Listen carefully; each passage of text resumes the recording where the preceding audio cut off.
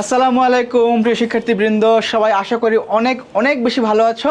তোমরা কে কোন জায়গা থেকে যুক্ত হয়েছো এবং আমাকে তোমরা ক্লিয়ারলি শুনতে পাচ্ছ কিনা প্লিজ একটু কমেন্ট করে জানাবে। আজকে আমরা এসিপি প্রেজেন্টস পাওয়ার প্লে প্রোগ্রামের কিছু লাইভ ক্লাস যেহেতু ফ্রিতে আমরা আয়োজন করার কথা বলেছিলাম, তারই ধারাবাহিকতা আমরা আয়োজন করতে চলেছি এবং আজকে আমাদের অর্থনীতির ক্লাস। তোমরা অলরেডি টপিকের নামটা কিন্তু জেনে ফেলেছো। আমি তোমাদের দেখাচ্ছি এবং তোমাদের পোস্ট করে জানিয়ে দিয়েছি যে আমরা আজ রাত 9টায় খাজনার উপরে আমরা আলোচনা করব। খাজনা চ্যাপ্টারটি তোমাদের জন্য প্রথমবার ফুল সিলেবাসে যুক্ত হয়েছে। সো তোমরা একটু আমাকে জানাও যে তোমরা আমাকে কাইন্ডলি শুনতে পাচ্ছ কিনা সবাই ক্লিয়ারলি, এবং কে কোন জায়গা থেকে যুক্ত হয়েছো প্লিজ একটু কমেন্ট করবা। আমি তোমাদের সাথে যুক্ত হয়েছি আর্টস এবং কমার্স পার্সের যে ফেসবুক পেজ আছে সেখান থেকে। তোমাদের কমেন্টসগুলো আমি অবশ্যই দেখব। তোমরা একটু প্লিজ দ্রুত একটু কমেন্ট করো, একটু দ্রুত কমেন্ট করো যাতে তোমরা আমাকে শুনতে পারো, এটা আমি এনশিওর হইতে পারি। দেন আমরা দ্রুত আমাদের ক্লাসে চলে যাব। আমি তোমাদের কমেন্টসগুলো দেখতেছি আর্টস এবং কমার্স পাঠশালার যে ফেসবুক পেজ আছে সেইখান থেকে। প্লিজ তোমরা আর্টস এবং কমার্স পাঠশালার ফেসবুক পেজে জয়েন করো এবং প্লিজ তোমাদের বন্ধুদের মাঝে ক্লাসটি শেয়ার করো। Share with your friends so that they can join and they can enjoy our today's lecture. আমরা আজকে খাজনার যে অধ্যায়টা, এই অধ্যায়ের বিশেষ বিশেষ আলোচ্য বিষয় নিয়ে আমরা আলোচনা করব এবং তোমাদের আমরা দেখাবো যে কীভাবে আমরা আমাদের পাওয়ার প্লেতে তোমাদের সার্ভিস দেব। সো আমরা কিন্তু 25 ব্যাচকে বেস্ট সার্ভিস দিয়েছি, তোমরা আমাদের উপর ভরসা রেখেছো। তোমাদের সবাইকে অনেক অনেক বেশি আমাদের কাছে আমন্ত্রণ। আরও প্লিজ তোমরা একটু দ্রুত কমেন্ট করো যে আমাকে তোমরা শুনতে পাচ্ছ কি না।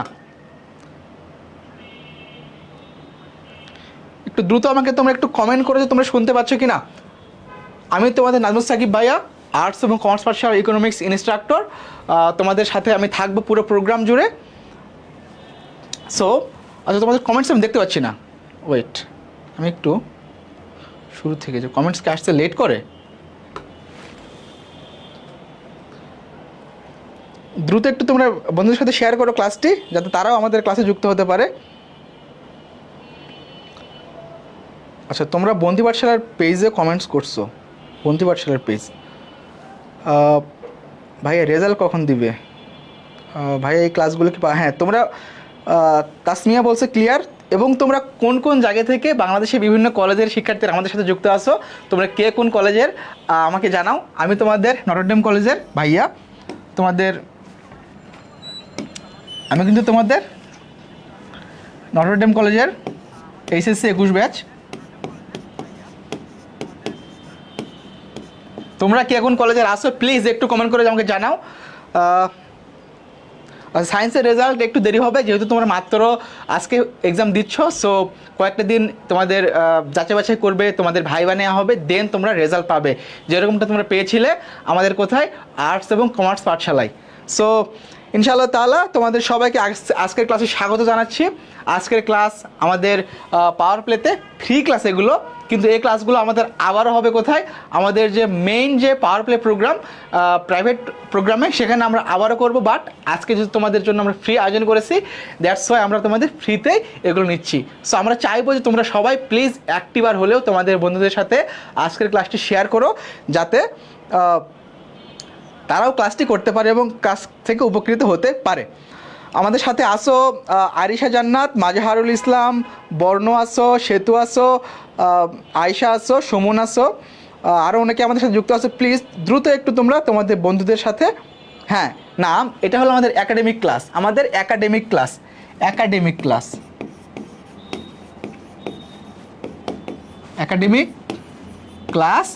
এই ক্লাসটি কারা করতে পারবে? এই ক্লাসটি করতে পারবে এইচএসসি 26 এবং 27-এর সবাই,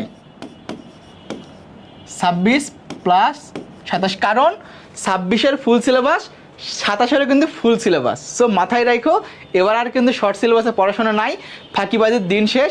এখন যারা বেশি পরিশ্রম করবে শুধুমাত্র তারাই ভালো রেজাল্ট করবে। কিন্তু এখানে তোমাদের হতাশ হওয়ার কিছু নাই। আমরা তোমাদের কীভাবে পড়লে তোমরা ভালো করবা ইনশাআল্লাহ সেই ট্রিক্স শিখাই দেবো। তোমাদের এই যে অর্থনীতির 10টা 20টা অধ্যায়, তোমার কিন্তু সবগুলো অধ্যায় পড়া সম্ভব না, আর মাত্র পরীক্ষার কয়েকটা দিন আছে। সো তোমাকে আমি দাগাই দিব যে কোন কোন অধ্যায়গুলো তোমার বেশি গুরুত্ব দিবা, কোন কোন অধ্যায়ের কোন কোন পার্টকে তোমরা বেশি গুরুত্ব দিবা, এবং কোন কোন জায়গা থেকে তোমরা অবশ্যই তোমরা কোশ্চেন্স পাবা।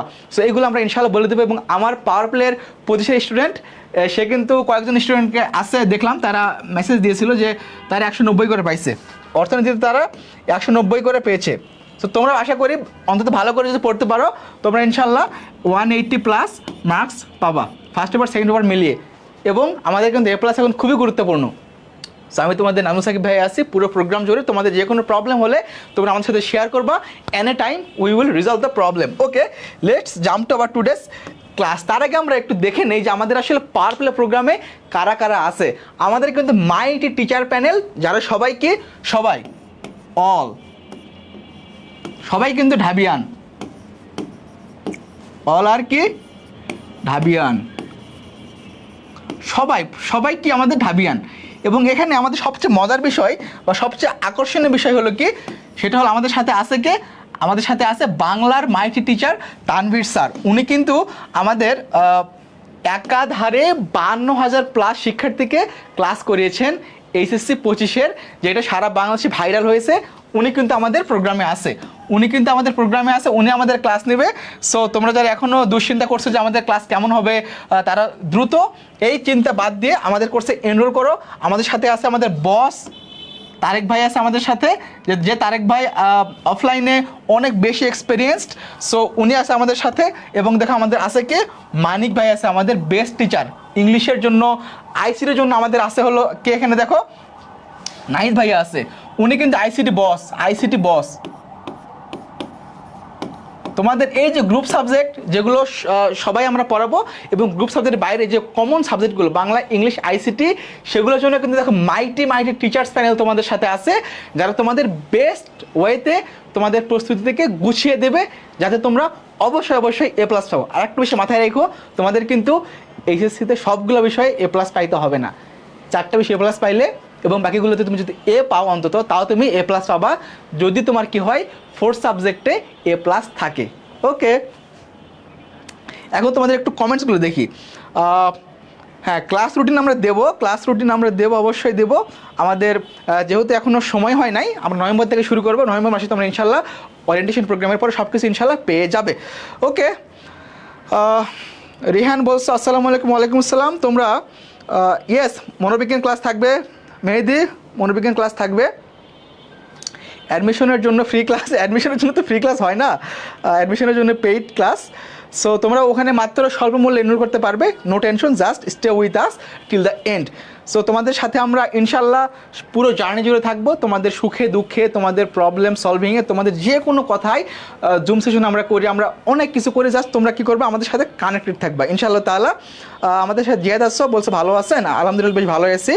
প্লিজ তোমরা দ্রুত একটু তোমাদের বন্ধুদের সাথে ক্লাসটি শেয়ার করো, যাতে তারাও আমাদের কোর্সে এনরোল করতে পারে। প্লিজ একটু আমি তোমাদের যদি একটু বলি যে তোমরা কি একটু কথাগুলো বুঝতে পারছো, একটু তোমরা প্লিজ রিপ্লাই করো, যাতে আমরা সন্ধ্যের মধ্যে ক্লাসটি ক্যারি করতে পারি। আমি তোমাদের বুঝাইলাম, তুমি বুঝলা না, দেন তুমি আমাকে কোশ্চেন করবা, আমি তোমাকে আবার বুঝাই দিব। ওকে, লেটস জাম্প টু ওয়ার্ড। এবং দেখো আমাদের গ্রুপ সাবজেক্টের জন্য আমাদের প্রত্যেকটা টিচার সবাই কি আমরা ঢাবিয়ান, প্রত্যেকটা আমাদের ভাই আপু সবাই আমরা ঢাবিয়ান আমরা। ওকে, আমাদের কতগুলো ক্লাস দেখো, আমাদের 280+ আমাদের ক্লাস থাকবে, আর্কাইভ ক্লাস থাকবে, এক্সাম থাকবে, প্রিমিয়াম জার্সি থাকবে, জুমে আমাদের সেশন হবে, প্র্যাকটিস শিট থাকবে, মডেল টেস্ট থাকবে, দেখো মান্থলি জুম সেশন, সবগুলো আমরা ইনশাল্লাহ তোমাদের প্রোভাইড করবো। এবং আমরা 25 ব্যাচকে যেভাবে বলেছিলাম সেভাবে আমরা দিতে পেরেছিলাম বলেই আমরা এতটা সফল হয়েছি, এবং তারা আমাদের আলটিমেট রেজাল্টটা পেয়েছে, আমাদের হ্যাপি করতে পেরেছে। দেখো নেক্সটে আমাদের যে ইকোনমিক্সে, আমি তোমাদের ইকোনমিক্সে নাজমুল সাকিব ভাইয়া, এবং আমার সাথে আছে তোমাদের মাহিম ভাইয়া। সো এই হলো আমাদের ইকোনমিক্সের টিচার প্যানেল। এরকম প্রত্যেকটা সাবজেক্টের টিচার প্যানেল আছে, যারা তোমাদের প্রত্যেকটা বিষয় ইনশাআল্লাহ তাআলা বেস্ট ওয়েতে সলভ করে দেবে। সো এরপর দেখো আমাদের যে এই যে ক্লাস রুটিনটা, তোমরা অনেকেই জানো না, তোমরা অনেকেই হয়তো বা আজকে ফার্স্ট ক্লাস করতেছো। সো তোমাদের জন্য কি আছে, আমাদের ফ্রি ক্লাস রুটিন। এটা কি ফ্রি ক্লাস রুটিন, তাই না?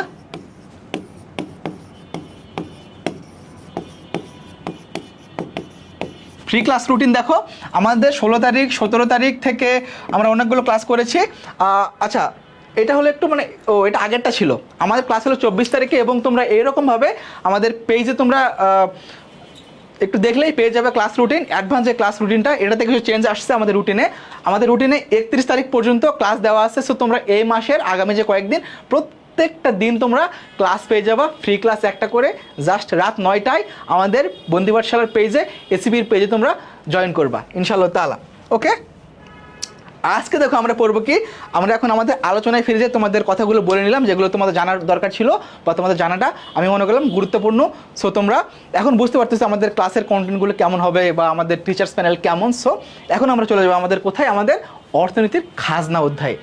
আমাদের অধ্যায়ের নাম কি? খাজনা, তাই না? খাজনার আসলে আলোচ্য বিষয়গুলো কী কী, আমরা সেগুলো নিয়ে আলোচনা করব।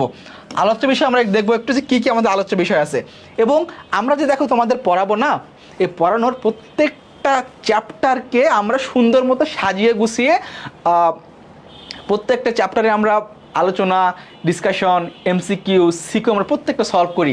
সো আজকে তোমাদের জাস্ট একটু ঝলক দেখাবো, দেন আমাদের পাওয়ার প্লে প্রোগ্রামে এই ক্লাসগুলো আবার ফ্রিতে তখন না, এখন ফ্রিতে, বাট তখন আর ফ্রিতে থাকবে না, আবার তোমরা ফুল পাবা ইনশাআল্লাহ তাআলা, এবং ক্লাসে তোমরা ক্লাস নোটটা সাথে সাথে পেয়ে যাবা। দেখো আজকে আমরা পড়বো কি, আজকে সবগুলো আমরা হয়তো কভার করতে পারবো না, বাট আমাদের তোমাকে জাস্ট দেখাচ্ছি যে আমাদের ক্লাসের কন্টেন্টগুলো কেমন হয়। ক্লাসের কন্টেন্ট, এগুলো আমাদের ক্লাসের কি কন্টেন্ট, তাই না? দেখো এখানে প্রত্যেকটা বিষয় আমরা আলোচনা করবো। দেখো আমাদের যে খাজনা একটা অধ্যায় আছে, অধ্যায়ের যে গুরুত্বপূর্ণ পয়েন্টগুলো আমরা প্রত্যেকটা বিষয় বেসিক থেকে আলোচনা করবো, যাতে তুমি বুঝতে পারো। দেন আমরা সিকিউ সলভ করি, এগুলো একদম পাওয়ার প্লের ভিতরে আমরা করাবো ইনশাআল্লাহ তাআলা। আজকে তোমাকে জাস্ট ঝলক দেখাচ্ছি। দেখো আমাদের দেখো খাজনার সংজ্ঞা আমরা পড়বো, খাজনা কেন দেওয়া হয় আমরা পড়বো, মোট খাজনা কাকে বলে, নিট খাজনা কাকে বলে সেটা পড়বো। দেখো আমরা কি, তারপর দেখো পার্থক্য আমরা পড়বো যে মোট খাজনা নিট খাজনার মধ্যে পার্থক্য কি। তারপর দেখো আমরা পড়বো কি অনুপার্জিত আয় পড়বো আমরা। এবার দেখো রিকার্ডোর খাজনা তত্ত্ব, ইনি কি রিকার্ডো হলো কি ক্লাসিক্যাল একজন অর্থনীতিবিদ। উনি কি ক্লাসিক্যাল মানে কি পুরনো মানে কি উনি আধুনিক না। আমাদের দুই ধরনের খাজনা তত্ত্ব আছে, একটা হলো কি আধুনিক খাজনা তত্ত্ব, আর একটা আছে কি পুরনো, বা যেটাকে আমরা বলি রিকার্ডোর খাজনা তত্ত্ব। সো আশা করি আমরা এইটুকু বুঝতে পারছি। প্লিজ আমরা আর্টসের স্টুডেন্ট, সব সাবজেক্ট পাওয়ার প্লেতে থাকলে ইসলামের ইতিহাস নাই ভাই, এটা কি হবে? ভাইয়া আমি একজন রাজমিস্ত্রি, টাকা জমিয়ে কোর্স কিনেছি, আমার বোন পাওয়ার প্লে সায়েন্স থেকে এ প্লাস পেয়েছে। আলহামদুলিল্লাহ, মাশাআল্লাহ। তেহানকে অবশ্যই থ্যাংক ইউ সো মাচ, ওনার বোন আমাদের কোর্স থেকে এ প্লাস পেয়েছে আলহামদুলিল্লাহ। আরিশা জান্নাত বলছো, এরপর আরও তোমরা অনেকে জয়েন করছো। হ্যাঁ, ওকে, প্লিজ তোমরা একটু আমাকে কমেন্ট করে জানিয়ে দিও যে তোমরা আমার ক্লাসটি বুঝতে পারতেছো কিনা, আমি যেগুলো কথা বলছি তোমরা একটু সুন্দর করে ক্যাচ করতে পারতেছো কিনা। কারণ দেখো আমি অনেক কিছু বললাম, তুমি ক্যাচ করতে পারলে না, তাহলে আলটিমেটলি কী হবে? আলটিমেটলি কিন্তু তুমি ব্যাপারগুলো ধরতে না পারলে পরীক্ষার হলে কোশ্চেন আসবে এইভাবে, তুমি হয়তো বা হা করে তাকায় থাকবা। সো আমি একটা বিষয় তোমাদের বলে রাখি, আজকে আমরা এতগুলো আমরা পড়তে পারবো না, জাস্ট আমরা অনেকগুলো কন্টেন্ট রাখছি তোমাদের দেখানোর জন্য যে আমাদের ক্লাস কন্টেন্ট কেমন হয়। দেখো আমরা কিন্তু প্রত্যেকটা ক্লাসে আমরা কী করি, সিকিউ সলভ করি এবং বোর্ড কোশ্চেন সলভ করি, যেগুলো কোশ্চেন আমাদের এইচএসসিতে আসবে, এবং সেগুলো ঘুরে ফিরে এগুলোই আসে। সো তোমাদের আমি এভাবেই দেখাই, যাতে তোমরা এগুলো পড়লে, এই টাইপের কিছু মোর কোশ্চেন সলভ করলে তোমরা অবশ্যই এ প্লাস পেয়ে যাবা। কোথায়? অর্থনীতি ফার্স্ট পেপারে এবং অর্থনীতি সেকেন্ড পেপারে। ওকে, চলো আমরা এখন মেইন পড়াশোনায় চলে যাই। মেইন পড়াশোনায় কি আমরা শুরুতে বলছি, অনেকগুলো পয়েন্ট আলোচনা করলাম, এখন আসছি একদম পয়েন্ট ধরে আলোচনা, যাতে তোমরা অধ্যায়টি যদি আগে কখনো না পড়ে থাকো, আজকে যদি তোমার ফার্স্ট পড়া হয়, দেন তুমি কি করতে পারবা, এই অধ্যায়টি বুঝতে পারবা, অধ্যায়টি ক্যাচ করতে পারবা, এই অধ্যায় থেকে তোমাদের কোশ্চেন আসলে তোমরা সলভ করতে পারবা। বাট আমার কথা শুনতে হবে, আমার কথাকে তোমাকে বুঝতে হবে, আমার কথাকে তোমার মানতে হবে। আমি তোমাকে বললাম একটু পড়ো, তুমি পড়লা না, জাস্ট ক্লাস করে তুমি রেখে দিলা, তাহলে কিন্তু আসলে হবে না। ওকে, চলো আমরা একটু দেখি। বলছে কি, দেখো যে অর্থনীতিতে খাজনা বলতে, ভালো করে দেখো, কোনো উপকরণ ধরে কি, এখানে বললাম হলো কি ভূমি, উৎপাদনের উপকরণ আমরা পড়ছি না, ভূমি, শ্রম, মূলধন, সংগঠন আমরা পড়ছি না, ভূমি, শ্রম, মূলধন, সংগঠন, এগুলো কি উৎপাদনের উপকরণ। সেরকম একটা উপকরণ দেখো, সেরকম একটা উপকরণ হলো ভূমি। তো এই ভূমি ব্যবহার বাবদ কি প্রদত্ত অর্থের সে অর্থকে বোঝায়, যা দেখো উপকরণের সম্পূর্ণ অস্থিতিস্থাপক। এখন কথা হলো কি অস্থিতিস্থাপক কি মানে কি?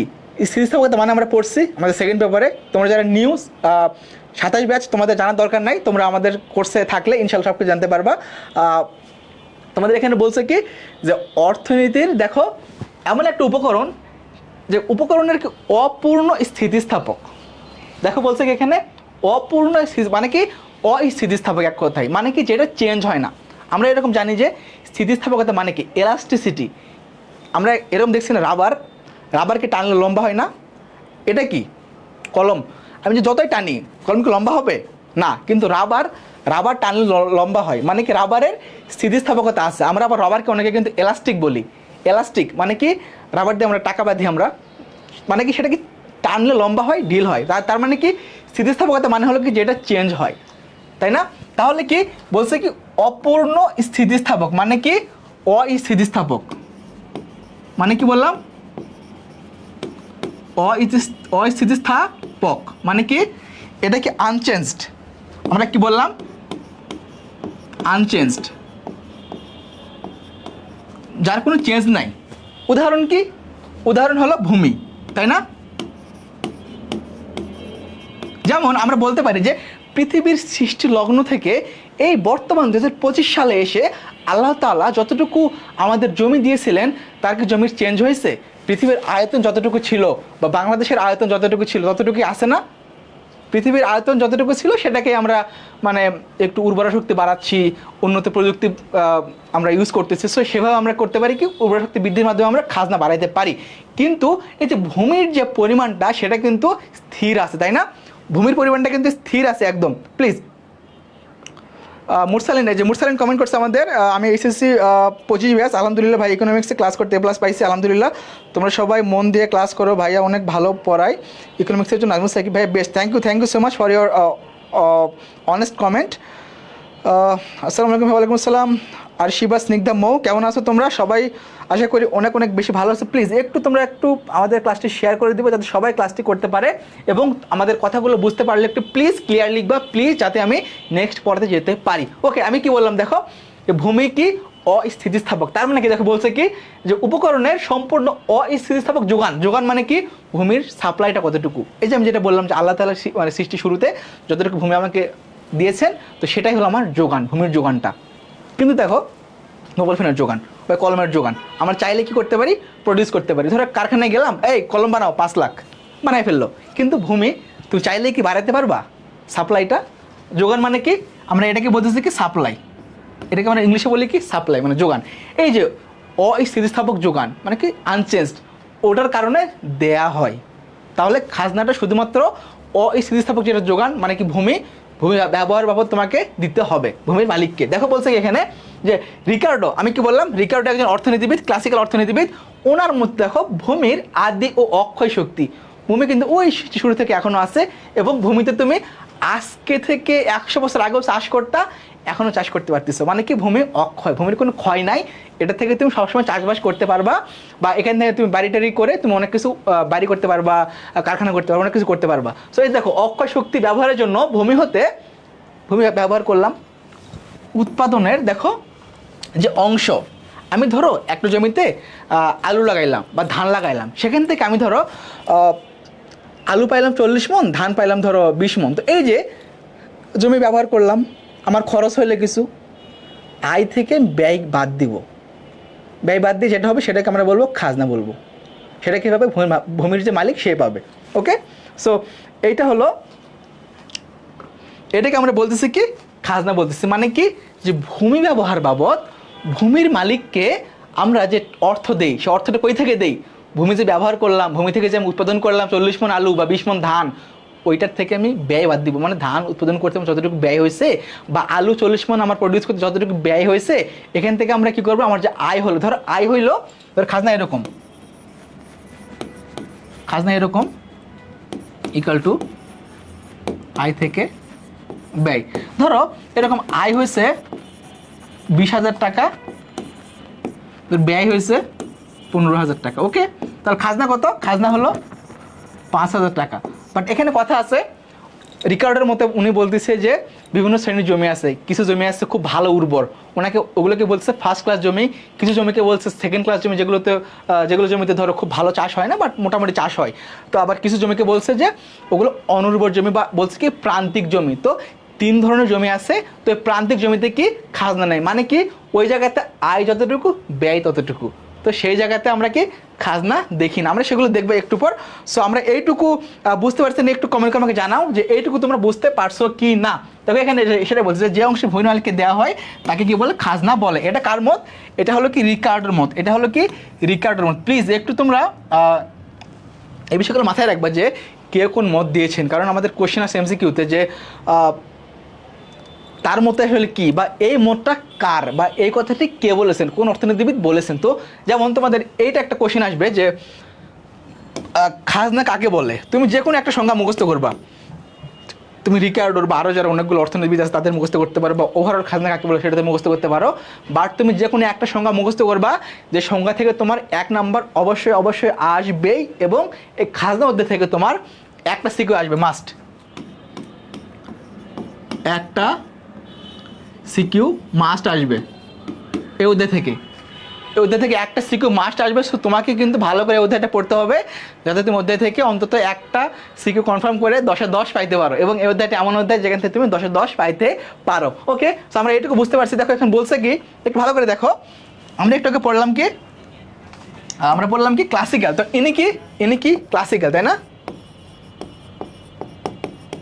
বা আগের। এখন বলছি দেখো আধুনিক অর্থে আমরা কি বললাম, খাজনা একটা হলো ক্লাসিক্যাল অর্থে আর একটা আধুনিক অর্থে। আধুনিক মানে কি বর্তমান, মডার্ন যে ওয়ার্ল্ড, এই ওয়ার্ল্ডের আরও কিছু অর্থনীতিবিদ আছে, যেমন পল স্যামুয়েলসন, উনি অর্থনীতিবিদ একজন, যিনি নোবেল পুরস্কার পাইছে অর্থনীতিতে। দেখো বলছে কি যে আধুনিক অর্থে ভূমি, শ্রম, মূলধন, সংগঠন সব ক্ষেত্রে, দেখো প্রত্যেকটা ক্ষেত্রে কি হতে পারে, প্রত্যেকটা ক্ষেত্রে কি হতে পারে, খাজনার সৃষ্টি হইতে পারে, প্রত্যেকটা ক্ষেত্রে খাজনার সৃষ্টি হইতে পারে। সো এইটা হলো কি আধুনিক অর্থনীতিবিদদের মত। তাহলে পার্থক্য যদি বলে এরকম যে রিকার্ডোর মত বা পুরাতন মত এবং আধুনিক অর্থনীতিবিদদের মতে খাজনার পার্থক্য লিখো, বা মেন পার্থক্য কি, তাহলে ক্লাসিক্যাল মতে শুধুমাত্র ভূমি ব্যবহারের জন্য, বাট আধুনিক মতে ভূমি ছাড়াও, এখানে দেখো বলছে কি শ্রম, মূলধন, সংগঠন ইত্যাদি সবগুলো ক্ষেত্রে কি হতে পারে, খাজনার সৃষ্টি হইতে পারে। সো এই হলো আমাদের এখান থেকে মেইন কনসেপ্ট। আমরা কি পড়লাম, সংজ্ঞা পড়লাম, খাজনা কি কেমনে দেয় সেটা পড়লাম, এবং আধুনিক এবং আগের যে ক্লাসিক্যাল দুটো আমরা কনসেপ্ট দেখলাম যে ওনারা কি বলছে এবং বর্তমানে এরা কি বলতেছে। ওকে, এটুকু ক্লিয়ার কিনা একটু আমাকে বলো প্লিজ, একটু দ্রুত কমেন্ট করো যে এটুকু তোমরা ক্লিয়ার কিনা, প্লিজ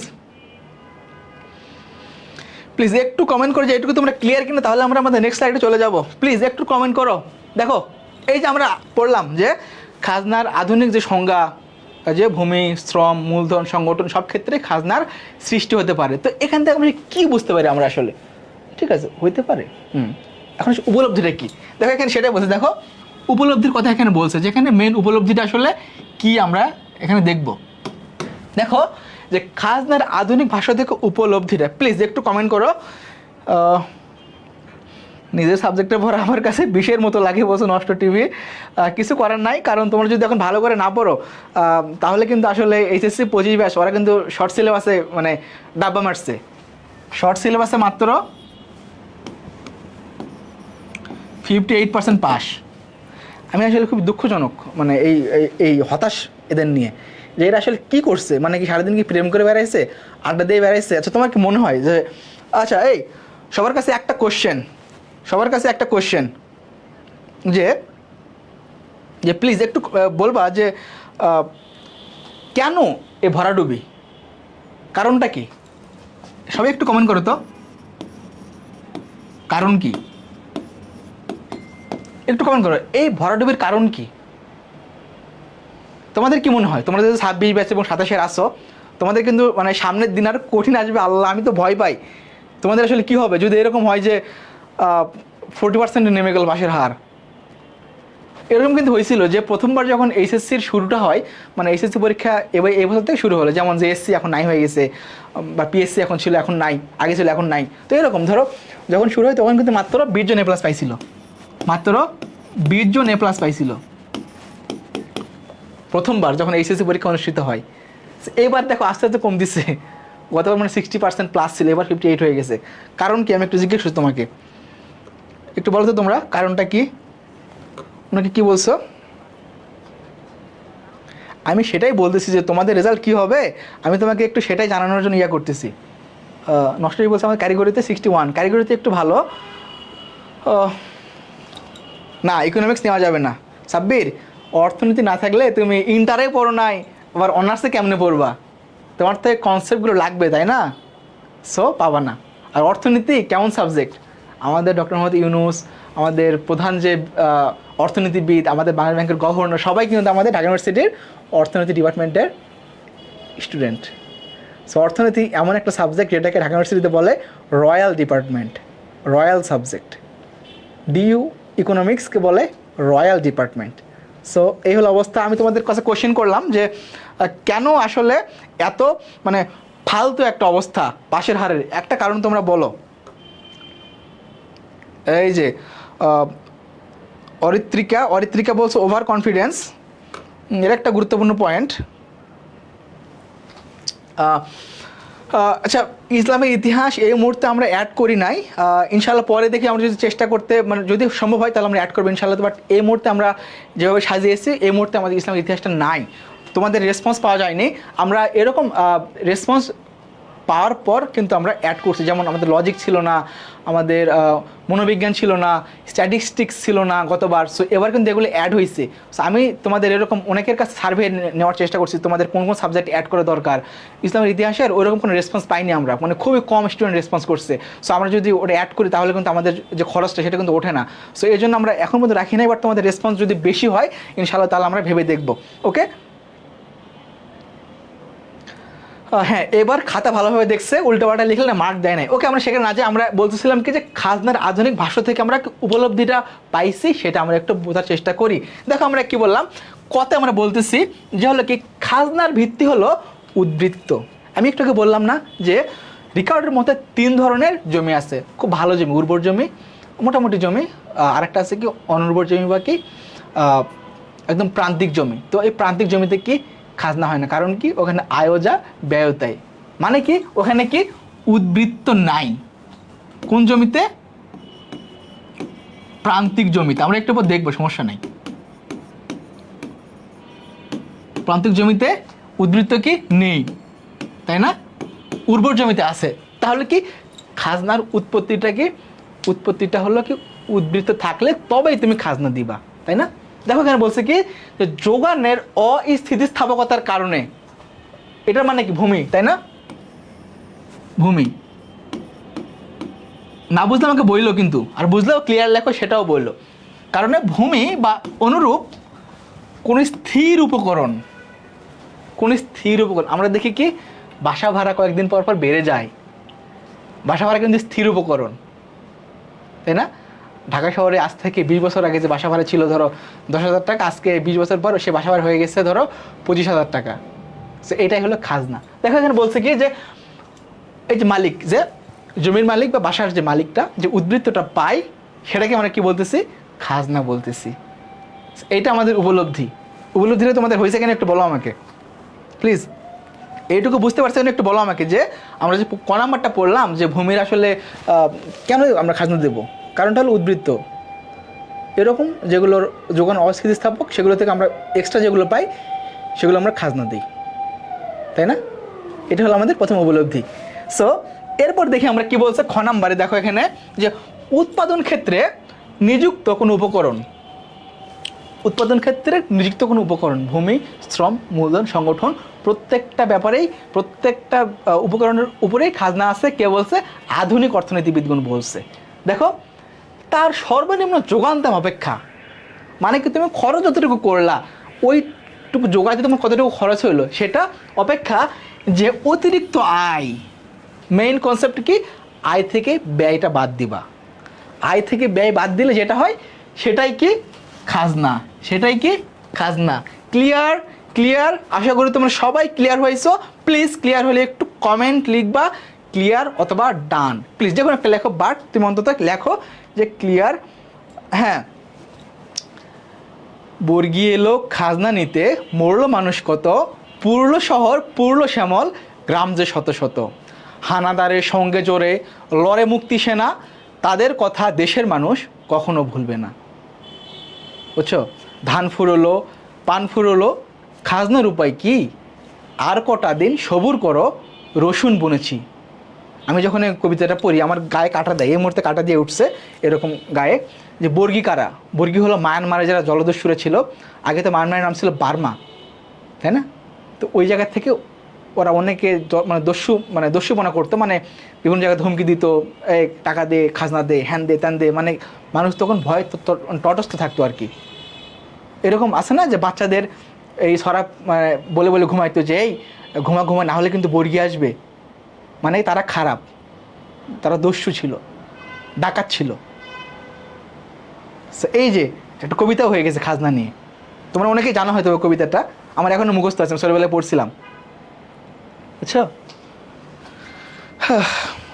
হ্যাঁ, আমাদের অর্থনীতির জন্য কোর্স ইকোচ্যাম্পস, আমাদের ইকোচ্যাম্পস কোর্স, ইকোচ্যাম্পস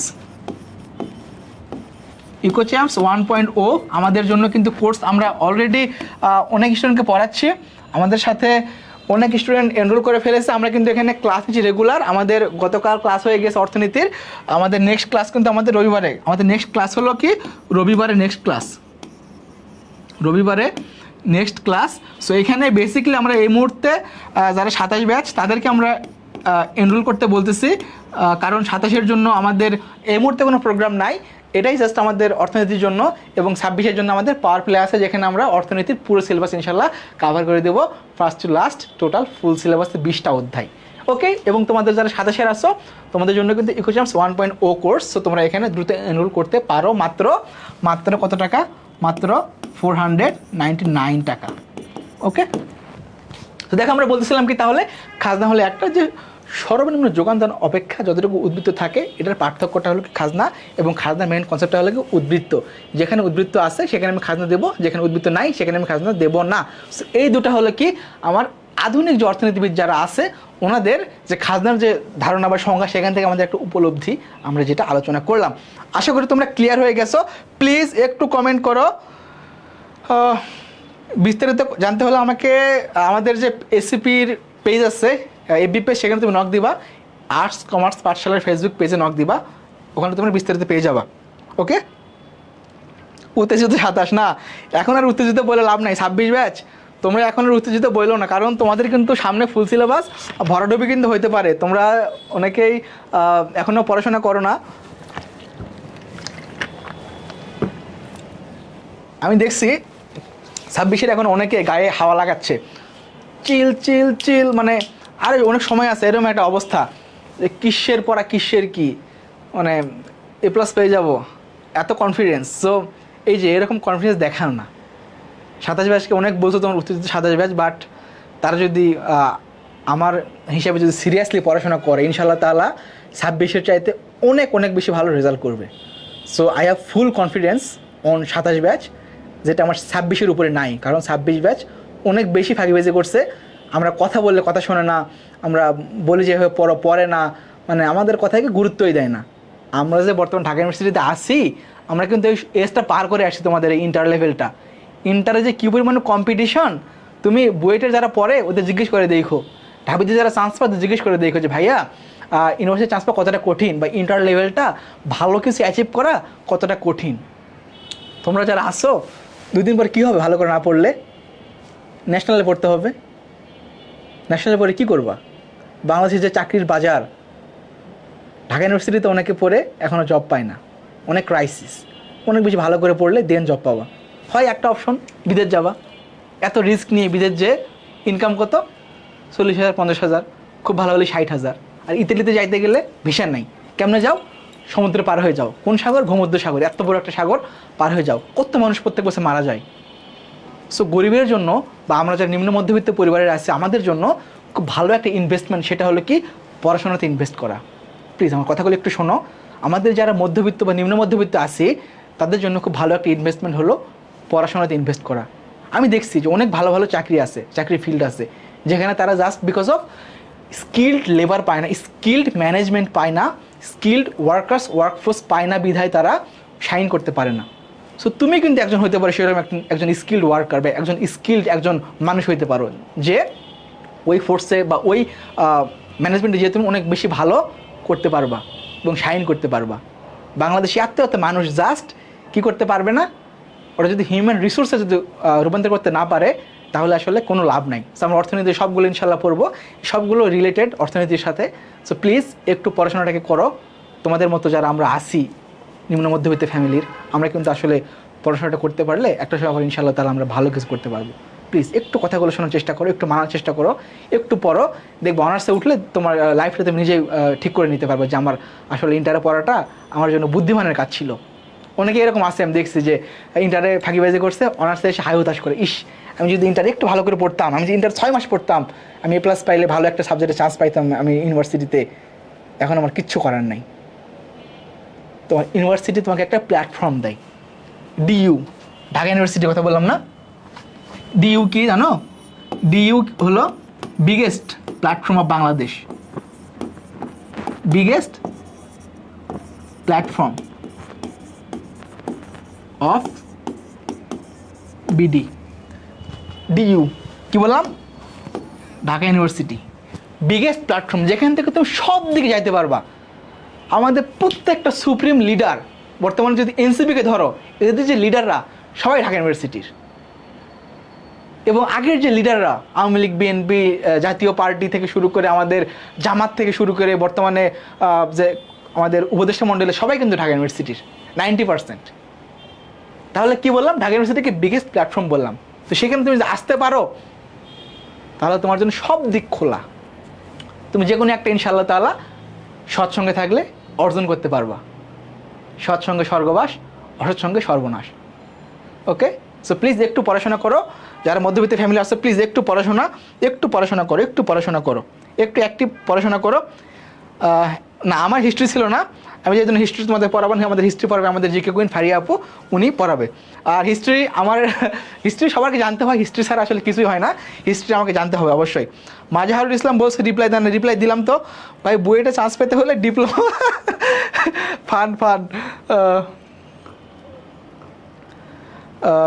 না ভাইয়া, কোনো ন্যাশনাল প্রাইভেট চিনি না, একদম একটা option one and only DU. Yes আমার একটা স্বপ্ন ছিল জানো, আমি যখন নটরডেম কলেজে পড়তাম আমার এরকম স্বপ্ন ছিল যে আল্লাহ তাআলা, আল্লাহ নামাজ পড়তাম, দোয়া করতাম যে আল্লাহ তুমি আমাকে হয় ঢাকা ইউনিভার্সিটিতে ফার্স্ট করে দাও অথবা ঢাকা বোর্ডে ফার্স্ট করে দাও। সো আল্লাহ তাআলা আমার স্বপ্ন পূরণ করছে, আমাকে ঢাকা বোর্ডে ফার্স্ট করছে, আর ঢাকা ইউনিভার্সিটিতে আমাকে 232তম করছে। এরকম আমি চাইতাম যে আল্লাহ যেমনই হোক আমার ঢাকা ইউনিভার্সিটি লাগবেই। আমি বিউপিতে চান্স পেয়েছিলাম শুরুতে, আমাদের কিন্তু প্রথম এক্সাম হয়েছিল বিউপিতে 11ই মার্চ। বিউপি খুবই ভালো ইউনিভার্সিটি, বাংলাদেশের মধ্যে বর্তমানে খুবই ভালো ইউনিভার্সিটি বিউপি, এবং খুব ভালো করতেছে। সো বিউপিতে চান্স পাওয়ার পর আমার মামা আমাকে বলতেছে যে এই তুমি ভর্তি হয়ে যাও, ঢাবিতে চান্স না হলে। আমি কিন্তু ভর্তি হই নাই। I have that much confidence যে আমি ইনশাআল্লাহ তাআলা আমি আমার পরিশ্রমের ফল পাবই। আল্লাহর কাছে আমি দোয়া করতাম, পরিশ্রম করতাম, আল্লাহ তাআলা আমার ভাগ্যে ঢাবি রাখছে। সো তোমাকে সেভাবে পরিশ্রম করতে হবে, সেভাবে তোমাকে পড়তে হবে এবং সেভাবে তোমাকে দোয়া করতে হবে। কারণ ভাগ্য কিন্তু খুবই বড় একটা বিষয়, যে আল্লাহ তাআলা যাতে তোমাকে ডিউ দিতে বাধ্য থাকে, বুঝছো? ডিউটা গুরুত্বপূর্ণ। DU, Rajshahi university, Jahangirnagar university, Chittagong university, BUET, medical, এই টপ ইউনিভার্সিটিগুলোতে তুমি যদি আসতে পারো, দেখবে তোমার জন্য সামনে লাইফটা, this is just beginning. SSC nothing, SSC কিছুই না, ইন্টারটা জাস্ট শুরু। ইউনিভার্সিটির মেইন বিষয় ভালো করতে পারলে দেখবে তোমার জন্য অবারিত সুযোগ চারিদিকে খোলা, তুমি অনেক জায়গায় যাইতে পারবা। সো প্লিজ একটু পড়ো, একটু প্লিজ। না, জিকে কি ইতিহাস সারা কভার করা পসিবল না? না, কভার করা পসিবল না। বলছো যে ভাইয়া আমি ফার্স্ট ইয়ার অর্থনীতি পড়াশোনা করেছিলাম, এখন মধ্যে সব কিছু ভুলে গেছি। প্যারানাই chill, just stay with us and please. আমি তোমাকে বললাম আমার স্টুডেন্টগুলো 190 করে পাইছে যারা আমার কথা শুনছে। কালকে তোমরা আবার ভিডিও পাবা ইনশাআল্লাহ আমাদের পেজে। একটু কথাগুলো শুনো, যেগুলো বলি সে একটু নোট করে পড়েও একটু হোমওয়ার্কটা একটু করবা, দেখবে ইনশাআল্লাহ তাআলা A+ পেয়ে গেছো। ভাই এখন হ্যাঁ পড়াচ্ছি। লজিক ইনশাল্লাহ লজিক আমি পড়াবো ইনশাআল্লাহ তাআলা, যেহেতু আমার নটরডেম কলেজে লজিক ছিল, সো ইনশাআল্লাহ আমি তোমাদের লজিক পড়াবো। ওকে, সো আমরা এইটুকু পড়তে পারছি, আশা করি তোমরা বুঝতে পারছো। এখন আমরা পড়াবো হলো কি খাজনা কেন দেয়া হয়। এই যে আমি পড়লাম খাজনা এইটা, খাজনা ওইটা, খাজনার এই মত সেই মত, খাজনাকে এমনি এমনি দেওয়া লাগে। আমি বললাম যে আচ্ছা ঠিক আছে দেওয়া লাগে বুঝলাম, কেন দিব আসলে খাজনা? একটা কোশ্চেন না? এটা একটা গুরুত্বপূর্ণ কোশ্চেন যে খাজনা আসলে কেন আমি দেবো, অবশ্যই এটা গুরুত্বপূর্ণ কোশ্চেন। এখন চলো আমরা দেখি একটু যে খাজনা কেন দেই, সেটা আমরা একটু দেখবো। লেটস জাম্প টু আওয়ার পড়াশোনা। প্লিজ একটু তোমরা এখন যারা শেয়ার করো না, প্লিজ একটু শেয়ার করো যাতে সবাই ক্লাসটি করতে পারে। দেখো এখানে বলছে কি যে অস্থিতিস্থাপক যোগান, খাজনা আমি দিতাম না যদি কি হইতো, ভূমি অনেক ভূমি হইতো, আমি চাইলেই ভূমির যোগানটা বাড়াতে পারতাম। আর ভূমির যোগানটা কীরকম, ভূমির যোগানটা হলো এরকম, ধরো এখানে পিওকে ধরো ভূমি অক্ষে কী বললাম হলো ভূমি,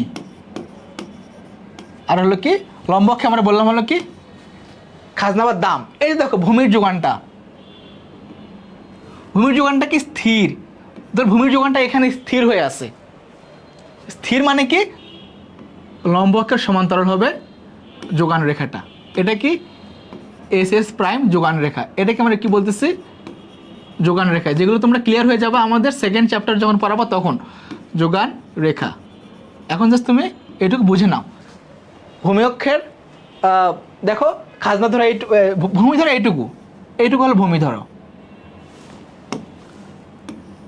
এইটুকু হলো ভূমি, ধরো এখানে কত আছে 100 একক ভূমি আছে। সো তুমি যতই চেষ্টা করো ভূমি বাড়াতে পারবে না, কিন্তু ভূমি এইটুকু, তোমার চাহিদা বাড়তেছে, মানুষ বাড়তেছে, তোমার আরও আরও আরও অনেক কিছু দরকার। ধরো ভূমির দাম ছিল ধরো এখানে 10 টাকা, তখন ধরো কোথায় ছিল চাহিদা ছিল, ধরো এই যে এরকম চাহিদা ছিল, ধরো ডি ডি প্রাইম ধরো চাহিদা রেখা, তাহলে কত হচ্ছে এখানে দেখো ভালো করে একটু দেখো, এই যে এইটুকু হলো ধরো 10 টাকা, এইটুকু আমরা বলতেছি কি খাজনা, এইটুকু আমরা কি বলতেছি খাজনা। ওকে, এইটুকু কি কি আমরা খাজনা বলি।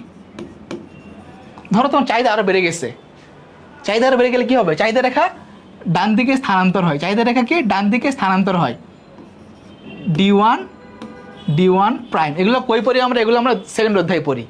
চাহিদা রেখা কি ডান দিকে স্থানান্তর, এটাকে আমরা কি বলতেছি বৃদ্ধি বলতেছি, চাহিদা রেখার বৃদ্ধি। চাহিদা বৃদ্ধি হওয়া মানে কি দাম বেড়ে যাওয়া, দাম বেড়ে গেলে কেমন হবে দেখো, এই যে এটা কি আমাদের ছুটতে ছিল, ধরো এটা আমাদের প্রথমবারে ইকুইলিব্রিয়াম পয়েন্ট, এটা সেকেন্ডবারে দাম আরও বেড়ে গেল, আরও বেড়ে গেল, তখন এই যে এখানে ইকুইলিব্রিয়াম পয়েন্ট হলো। চাহিদা এবং যোগান যেখানে মিলিত হয় সেটা আমাদেরকে ইকুইলিব্রিয়াম পয়েন্ট বা ভারসাম্য বিন্দু। সেমভাবে দেখো এখানে বেড়ে গেলে কি হচ্ছে আমাদের, এখানে ধরো 20 হয়ে গেল, খাজনা ধরো আরও বাড়লো, খাজনা তখন আরও বেড়ে গেল, খাজনা হয়ে যাবে এতটুকু, তাই না? এইটাকে আমরা বলবো কি খাজনা, খাজনা, তাই না? চাহিদা বাড়লে দাম বাড়ে, দাম বাড়লে খাজনা বাড়ে।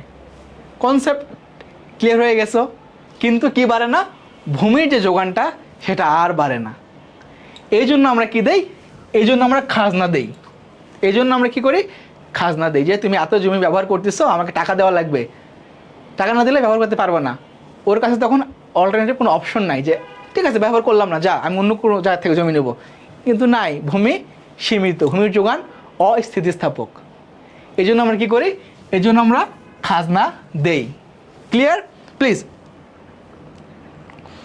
একটু ক্লিয়ার কিনা একটু জানাও আমাকে প্লিজ।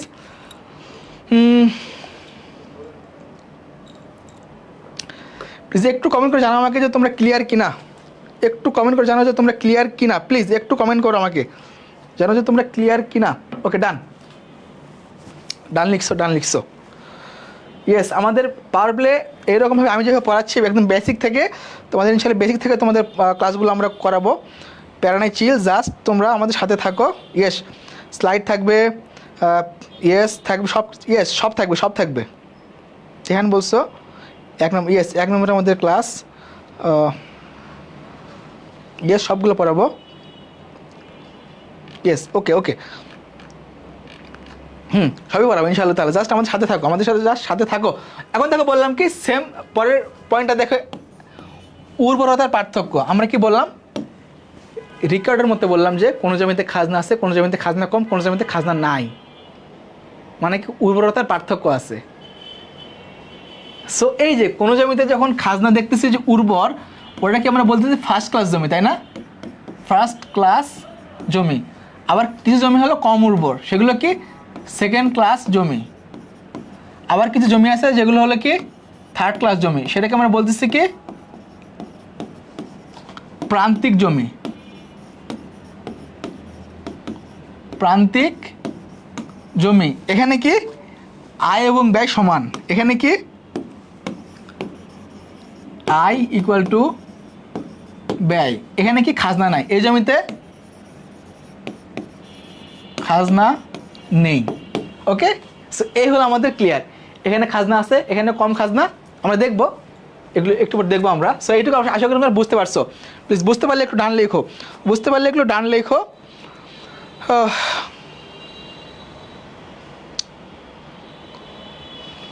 স্লাইড দেবো ইনশাল্লাহ, স্লাইড দিয়ে দেবো, স্লাইড আমরা আপলোড করে দেবো, জাস্ট তোমাদের বন্ধুদের সাথে একটু শেয়ার করবা স্লাইড।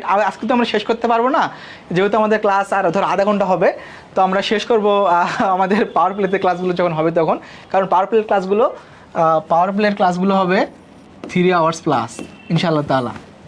পাওয়ার প্লের ক্লাস হবে 3 আওয়ার্স প্লাস।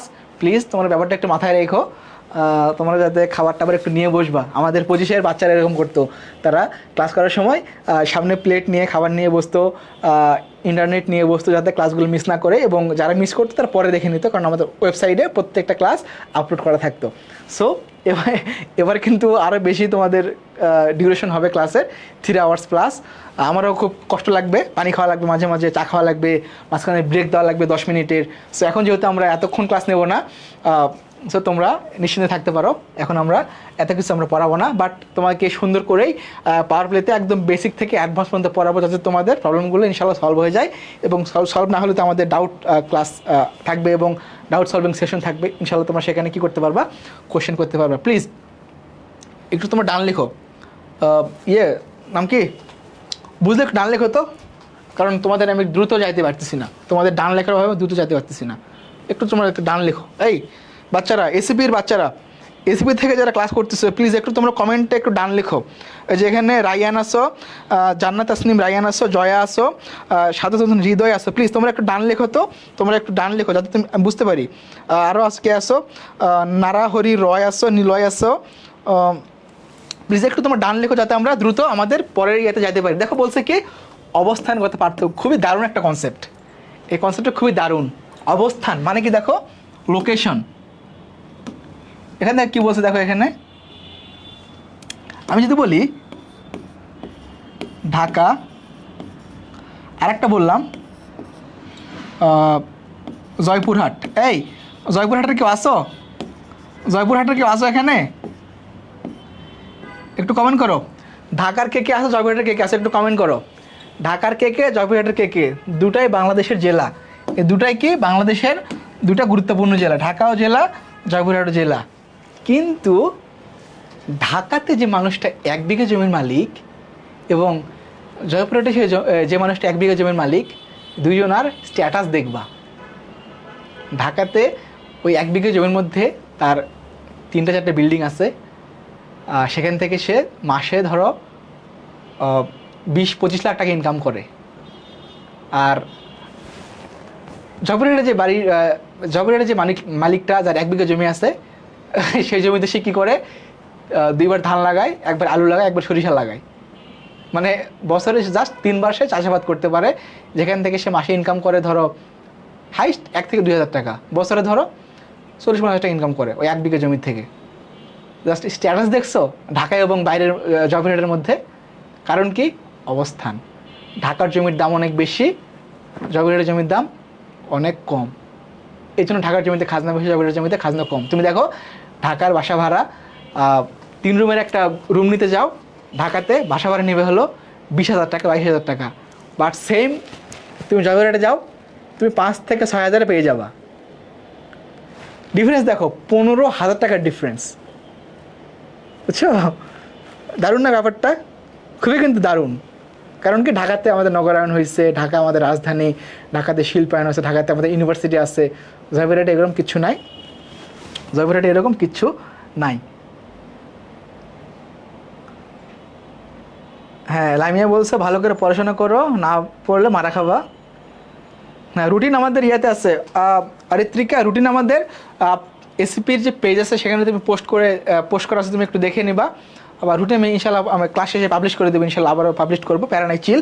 জাস্ট তুমি প্রত্যেক দিন রাত 9টায় আমাদের এসিপি বা বন্দিবাসীর পেজে নোটিশ করবা যে লাইভ ক্লাস শুরু হচ্ছে কি না। ইনশাল্লাহ প্রত্যেক দিন তুমি লাইভ ক্লাস পাবা আমাদের পাওয়ার প্লে শুরু হওয়ার আগ পর্যন্ত।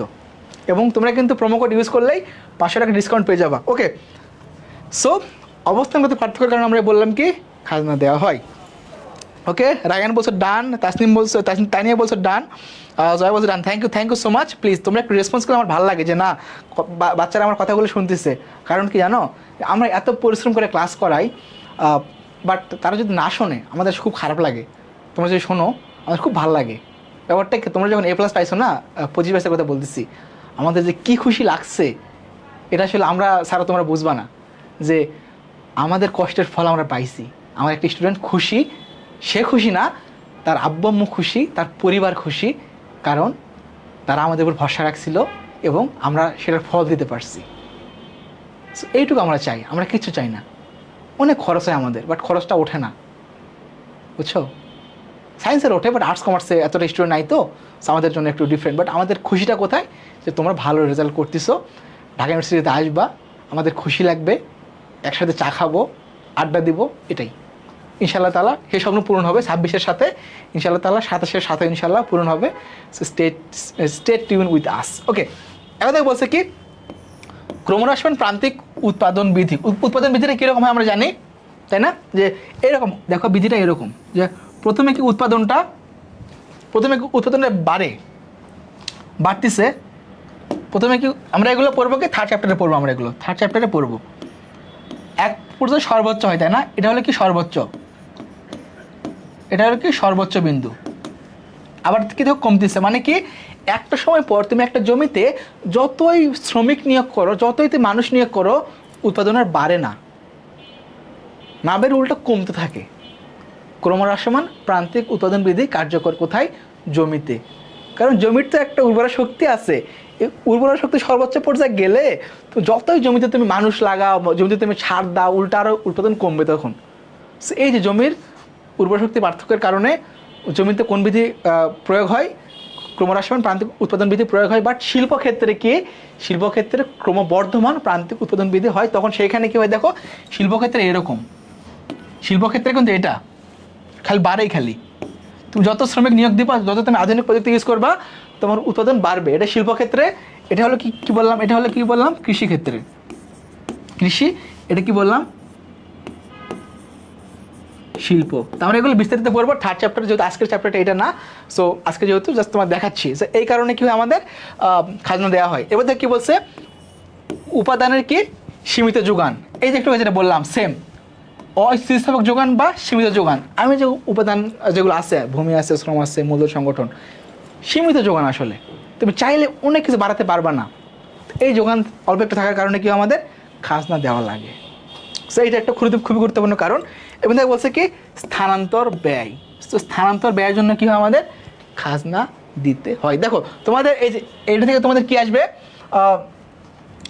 খ নম্বরে আসতে পারে যে খাজনা কেন দেওয়া হয়। তোমাকে খ নম্বরে যেগুলো আসছে অনুদানমূলক কোশ্চেন, এবং তোমাদের পাওয়ার প্লের বা এসিপি পাওয়ার প্লের ক্লাসগুলো কেমন হয় আমি তোমাদের প্রত্যেকটা ক্লাসে বলে দেই যে যেটা পড়াচ্ছি এটা তোমাদের এমসিকিউর জন্য গুরুত্বপূর্ণ নাকি সিকিউর জন্য গুরুত্বপূর্ণ, ক খ গ ঘ কোনটার জন্য গুরুত্বপূর্ণ সবগুলো বলে দিই। জাস্ট তুমি আমার কথাগুলো ফলো করে যদি একটু পড়তে পারো, নোটস দেখে একটু বইতে যদি একটু মিলায়ে পড়তে পারো, ইনশাআল্লাহ তাহলে তুমি বেস্ট একটা রেজাল্ট করবা, বুঝছো?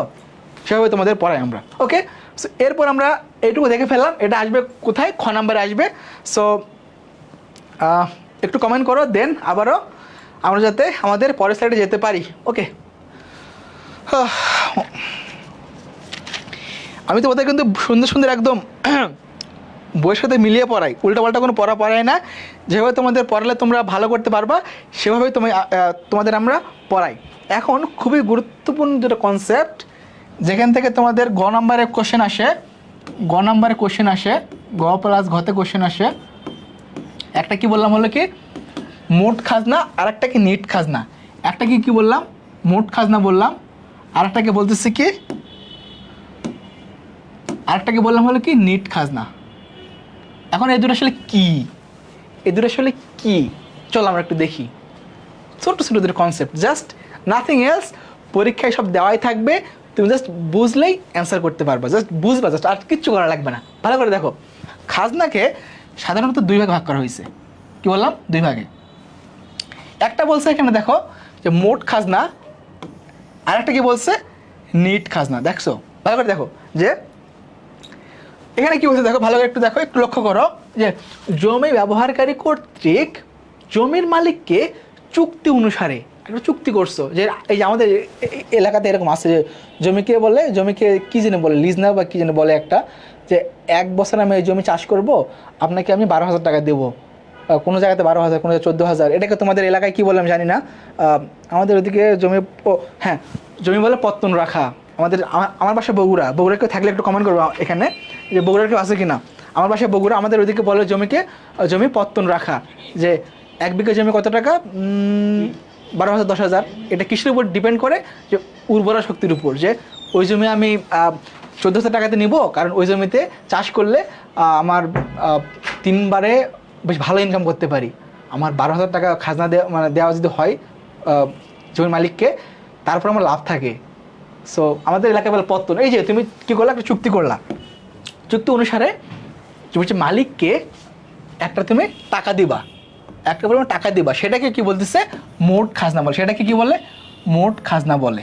ওকে, আমি একটু তোমাদের কোশ্চেন করছিলাম যে সেটা আসলে আমার বাসা বগুড়া, আমার বাসা বগুড়া, তোমাদের বাসা জানি না তোমরা কোথায়। আমি তোমার কোশ্চেন করলাম জয়পুরের কেউ আছে কি না, ঢাকার কেউ আছে কি না, বগুড়ার কেউ আছে কি না, বাট কোনো রেসপন্স পাইলাম না। কেউ নাই কি এখানে? সবাই তাহলে কোন জেলার একটু জানাও তো, সবাই তোমরা কোন কোন জেলার। আমি এসে এখানে বগুড়ার আছি। দেখো তাহলে কি বললাম, যে মোট খাজনা আমরা বুঝতে পারলাম। তো এইখানে আসলে মোট খাজনা ইকুয়াল টু হোয়াট। দেখো মোট খাজনা ইকুয়াল টু হোয়াট, এটা আমাদের কিন্তু মাথায় রাখতে হবে। এটা একটা মাথায় রাখতে হবে, এটা একটা আমাদের মাথায় রাখতে হবে। সো এই দুটো মাথায় রাখলে আমরা ইনশাল্লাহ করতে পারবো। জাস্ট মাথায় রাখার দরকার নাই, কিচ্ছু করার দরকার নেই, জাস্ট বোঝো, বুঝলেই অ্যান্সার করতে পারবো। ভালো করে দেখো, মোট খাজনা ইকুয়াল টু জমির বিশুদ্ধ খাজনা প্লাস মূলধন নিয়োগ বাবদ সুদ প্লাস প্রাপ্তিযোগ্য মজুরি প্লাস মালিক কর্তৃক সরকারকে প্রদত্ত কর প্লাস ঝুঁকি গ্রহণের জন্য মুনাফা। এই সবগুলোই তোমার প্রশ্নে দেওয়া থাকবে। এরকম দেওয়া থাকবে যে প্রাপ্তিযোগ্য মজুরি 150 টাকা, মূলধন নিয়োগ বাবদ সুদ 200 টাকা, ঝুঁকি গ্রহণের জন্য মুনাফা 100 টাকা, বিশুদ্ধ খাজনা 300 টাকা, প্রদত্ত কর হলো 200 টাকা। তাহলে মোট খাজনা কত? মোট খাজনা জাস্ট ওই প্রত্যেকটা তুমি জাস্ট যোগ করে দিবা, জাস্ট যোগ করে দিলে তোমার মোট খাজনা তুমি পেয়ে যাবা। ওকে, সো এইটাই হলো মোট খাজনা, নাথিং এলস। কোশ্চেনে দেওয়াই থাকবে, তুমি জাস্ট সবগুলো যোগ করে দিবা, মোট খাজনা যেটা হবে সেটাই মোট খাজনা। That's it. এখন আসলে নিট খাজনার ব্যাপারটা কী বলছে দেখো এখানে, যে অস্থিতিস্থাপক উপাদান ব্যবহার বাবদ প্রদত্ত অর্থ, মানে কি শুধু ভূমি না, শুধু ভূমি ব্যবহার বাবদ প্রদত্ত অর্থ, এটা হলো কি নিট খাজনা। তাহলে কি এখানে এগুলো থাকবে না, এগুলো থাকবে না, এগুলো থাকবে না, এগুলো থাকবে না, এগুলো থাকবে না। কই থাকবে না? নিট খাজনা থাকবে না। এগুলো থাকবে না কোথায়? এগুলো থাকবে না কোথায়? নিট খাজনায়। দেখো বলছে কি, তাহলে নিট খাজনা ইকুয়াল টু হোয়াট? নিট খাজনা ইকুয়াল টু মোট খাজনা। এই যে আমি আগে কি করলাম, মোট খাজনাকে ধরলাম, অনেকগুলো পাখি ধরে মোট খাজনা ধরলাম, সেই জায়গার থেকে এগুলো বাদ দিব। এগুলো প্রত্যেকটা কি করব, প্রত্যেকটা বাদ দিব। ভালো করে দেখো এখানে কি বলছে, প্রত্যেকটা এখানে বাদ দিব। বাদ দিয়ে যেটা হবে সেটাকে আমরা বলতেছি কি, সেটাকে আমরা বলতেছি কি নিট খাজনা। যেমন ধরো এখানে মোট খাজনা ধরো 1200 টাকা। ওকে, তাহলে নিট খাজনা কত? নিট খাজনা কত? ধরো হোয়াট, এখানে ধরো অনেকগুলো দেওয়া আছে, এখানে অনেকগুলো যে এই অপশনগুলো দেওয়া আছে, এগুলো সবগুলো মিলে ধরো 800 টাকা, সবগুলো মিলে ধরো 800 টাকা। তাহলে কি হবে, নিট খাজনা ইকুয়াল টু তখন হবে 1200 থেকে তুমি ওই 800 টাকা বাদ দেবা। এই 800 মধ্যে কী কী আছে এবার দে মূলধন নিয়োগ সুদ আছে, সরকারকে কর দেওয়া লাগে, ঝুঁকি গ্রহণের জন্য মুনাফা আছে, অনেক কিছু আছে এখানে। সবগুলো মিলাই কত টাকা? 800 টাকা। আর তাহলে থাকতেছে কত কি? নিট খাজনা ইকুয়াল টু হোয়াট? 400 টাকা। তাহলে হ্যাঁ, তাহলে এই 400 টাকাটা কি? এই 400 টাকাটা হলো এই যে এইটা হলো 400 টাকা এইটা। তাহলে কি নিট খাজনা ইকুয়াল টু জমির বিশুদ্ধ খাজনা, আমরা এটা লিখতে পারি। নিট খাজনা ইকুয়াল টু জমির বিশুদ্ধ খাজনা, তাই না? জমির বিশুদ্ধ খাজনা কে আমরা কি বলতে পারি? নিট খাজনা বলতে পারি। আশা করি ক্লিয়ার। প্লিজ ক্লিয়ার হলে একটু ডান লিখবা, এবং তোমরা যারা প্লিজ এখনও শেয়ার করো নাই, একটু প্লিজ শেয়ার করে দাও, প্লিজ শেয়ার করে দাও, যাতে তোমরা তোমাদের বন্ধু জানাতে পারো যে আমাদের এত সুন্দর একটা ক্লাস হয়ে গেল, এবং আরও ক্লাস আসবে সামনে, এরকম ধামাকা ধামাকা ক্লাস আসবে।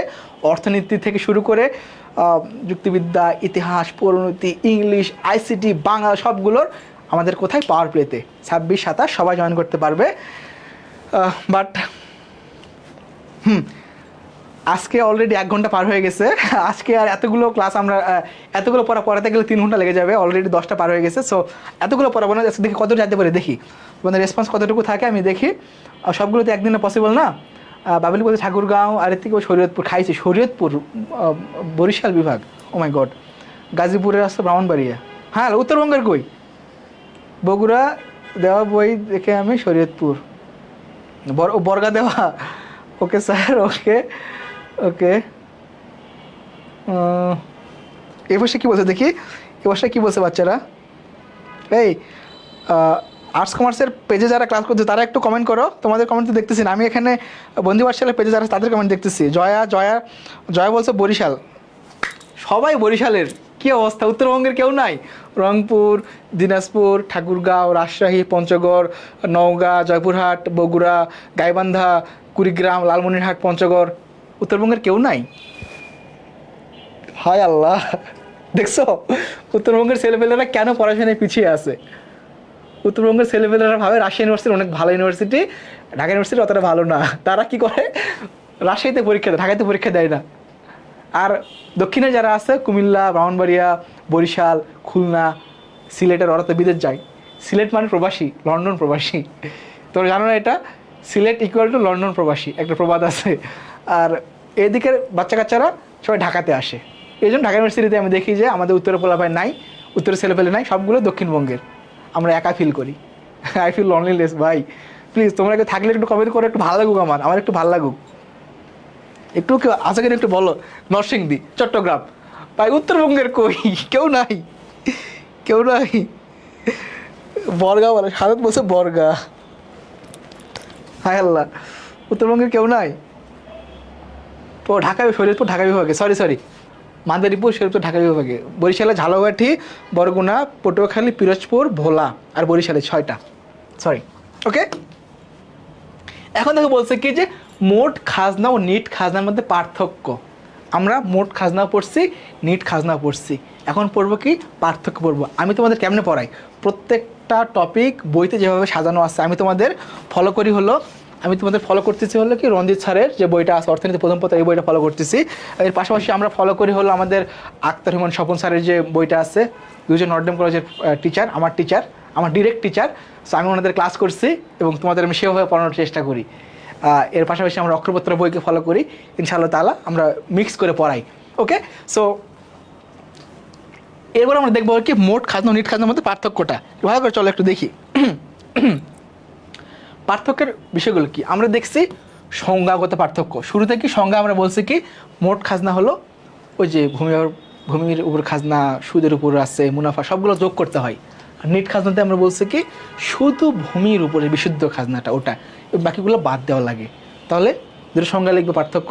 এরকম পরীক্ষায় আসে যে পার্থক্য লিখো খ নাম্বারে, তখন তুমি 2টা বা 3টা পয়েন্ট দিবা। পয়েন্ট দিলে তুমি 2 মার্ক পেয়ে যাবা। ওকে, 2 মার্ক তুমি পেয়ে যাবা। বলছে কি আনুষঙ্গিক উপাদান, এখানে কি থাকে? মোট খাজনাতে ভূমি, শ্রম, মূলধন, সংগঠন। বাট নিট খাজনাতে শুধু ভূমি। নিট খাজনাতে শুধু ভূমির উপর যে খাজনাটা, সেটাকে আমরা কি বলি? খাজনা বলতেছি। ওটা কি নিট খাজনা। তাহলে কি মোট এবং নিটের পার্থক্য বুঝলাম? উপাদানের মধ্যে পার্থক্য আছে। সূত্র একটু সূত্রতে পড়লাম, এটাই বলছে কি অংশ, নেট খাজনা মোট খাজনার অংশ, মোট খাজনাটা কিন্তু বিরাট, এটাই। এটা কি বলছে পরিধি, কি বলছে এখানে মোট খাজনা ব্যাপক, তাই না? আর হলো কি নিট খাজনা সংকীর্ণ, তাই না? নিট খাজনা সংকীর্ণ। তবে কি বলছে হিসাব নির্ণয়, ধরো মোট খাজনা নির্ণয় কি সহজ, এবং এটা কি ধরো এখানে বললাম হলো কি নির্ণয় করে কথা বললাম হলো কি সহজ, ধরো বললাম এখানে কি বললাম হলো সহজ বললাম। আর নিট খাজনা কি, এটা কি নির্ণয় করা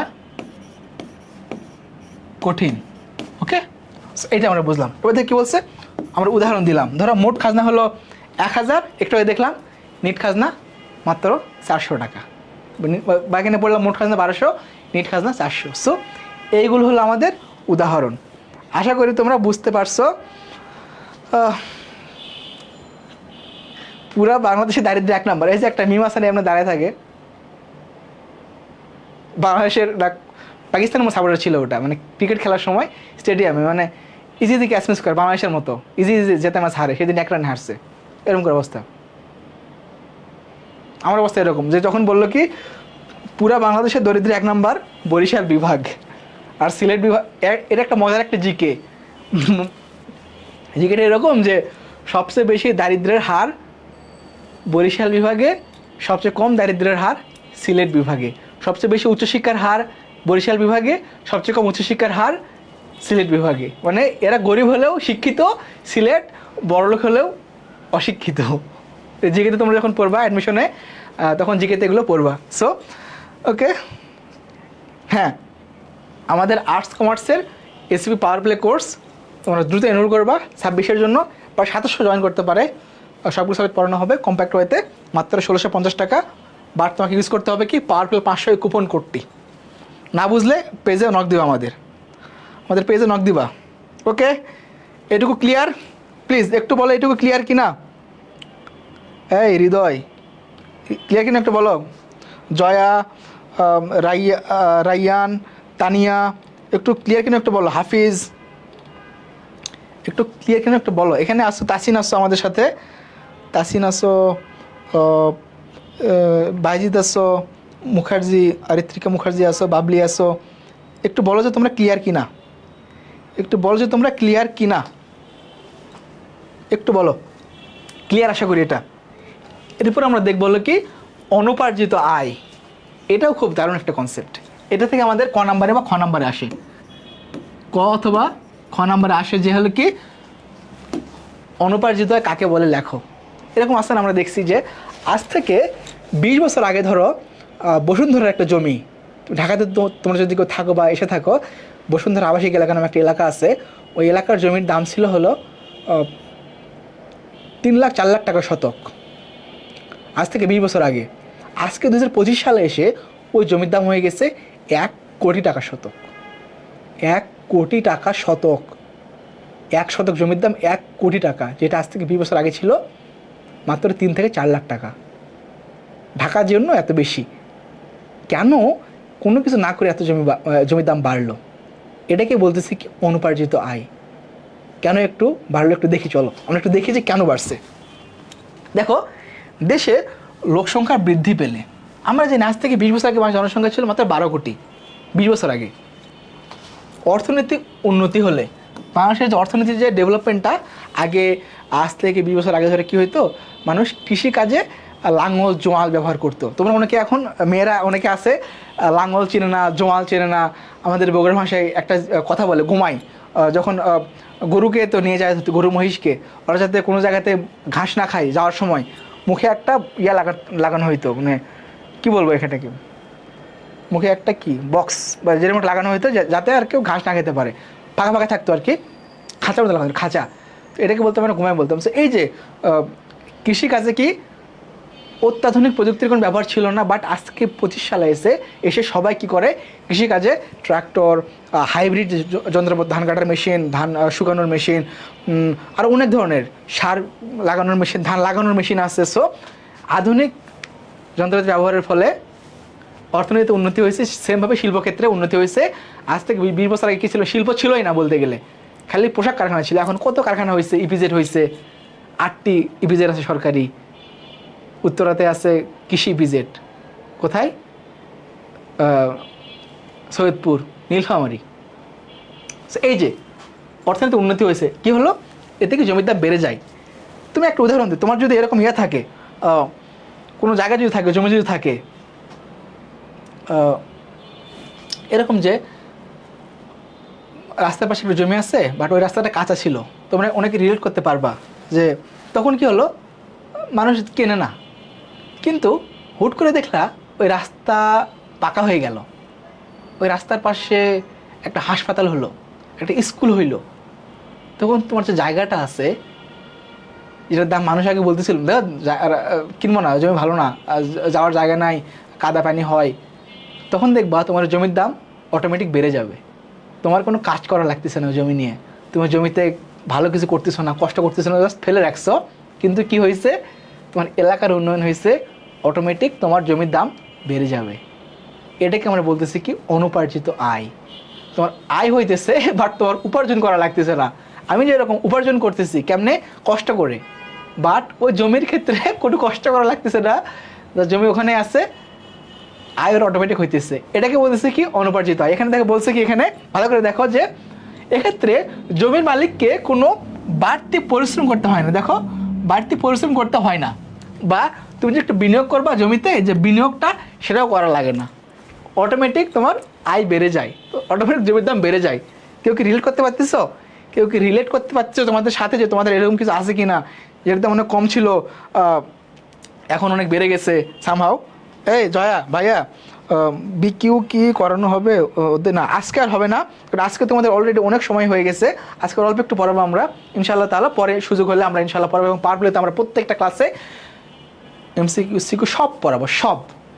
জাস্ট ডোন্ট ওয়ারি। আজকে যেহেতু তোমাদের জন্য প্রথম ক্লাস লাইভে, সো আমরা একটু ডিটেলসে পড়লাম, এবং আমি অনেক কথা বলছি কিন্তু উল্টাপাল্টা বলতে কি গুরুত্বপূর্ণ, বাট ক্লাসের বাইরে। বাট পাওয়ার প্লেতে আমাদের শুধু পড়াশোনাই হবে, সিরিয়াস যেহেতু আমরা শুধু পড়াশোনা করব, সো ওখানে এত কথা হবে না, আমরা আরও দ্রুত যাব, বাট বেসিক থেকে অ্যাডভান্সে যাব, নো টেনশন, ওখানে সব কিছু পড়াবো। আজকে তো সময় আরও হইলে পড়ানো যাইতে, বাট সময় যেহেতু তোমরা অনেকেই দেখছো 9টা থেকে 10টা 12-13 বাজে, আর বেশিক্ষণ পড়াবো, আর 10 মিনিট পড়াবো হয়তো হাইয়েস্ট। ওকে, সো এটাতে বলছে কি, এটাকে কি বলে, যে অনুপার্জিত আয়। এই ক্ষেত্রে আমরা যেটা বললাম যে অতিরিক্ত আয় হয়, তাই না, অতিরিক্ত যে আয় হয় তাকে কি বলতেছি আমরা, অনুপার্জিত আয় বলতেছি।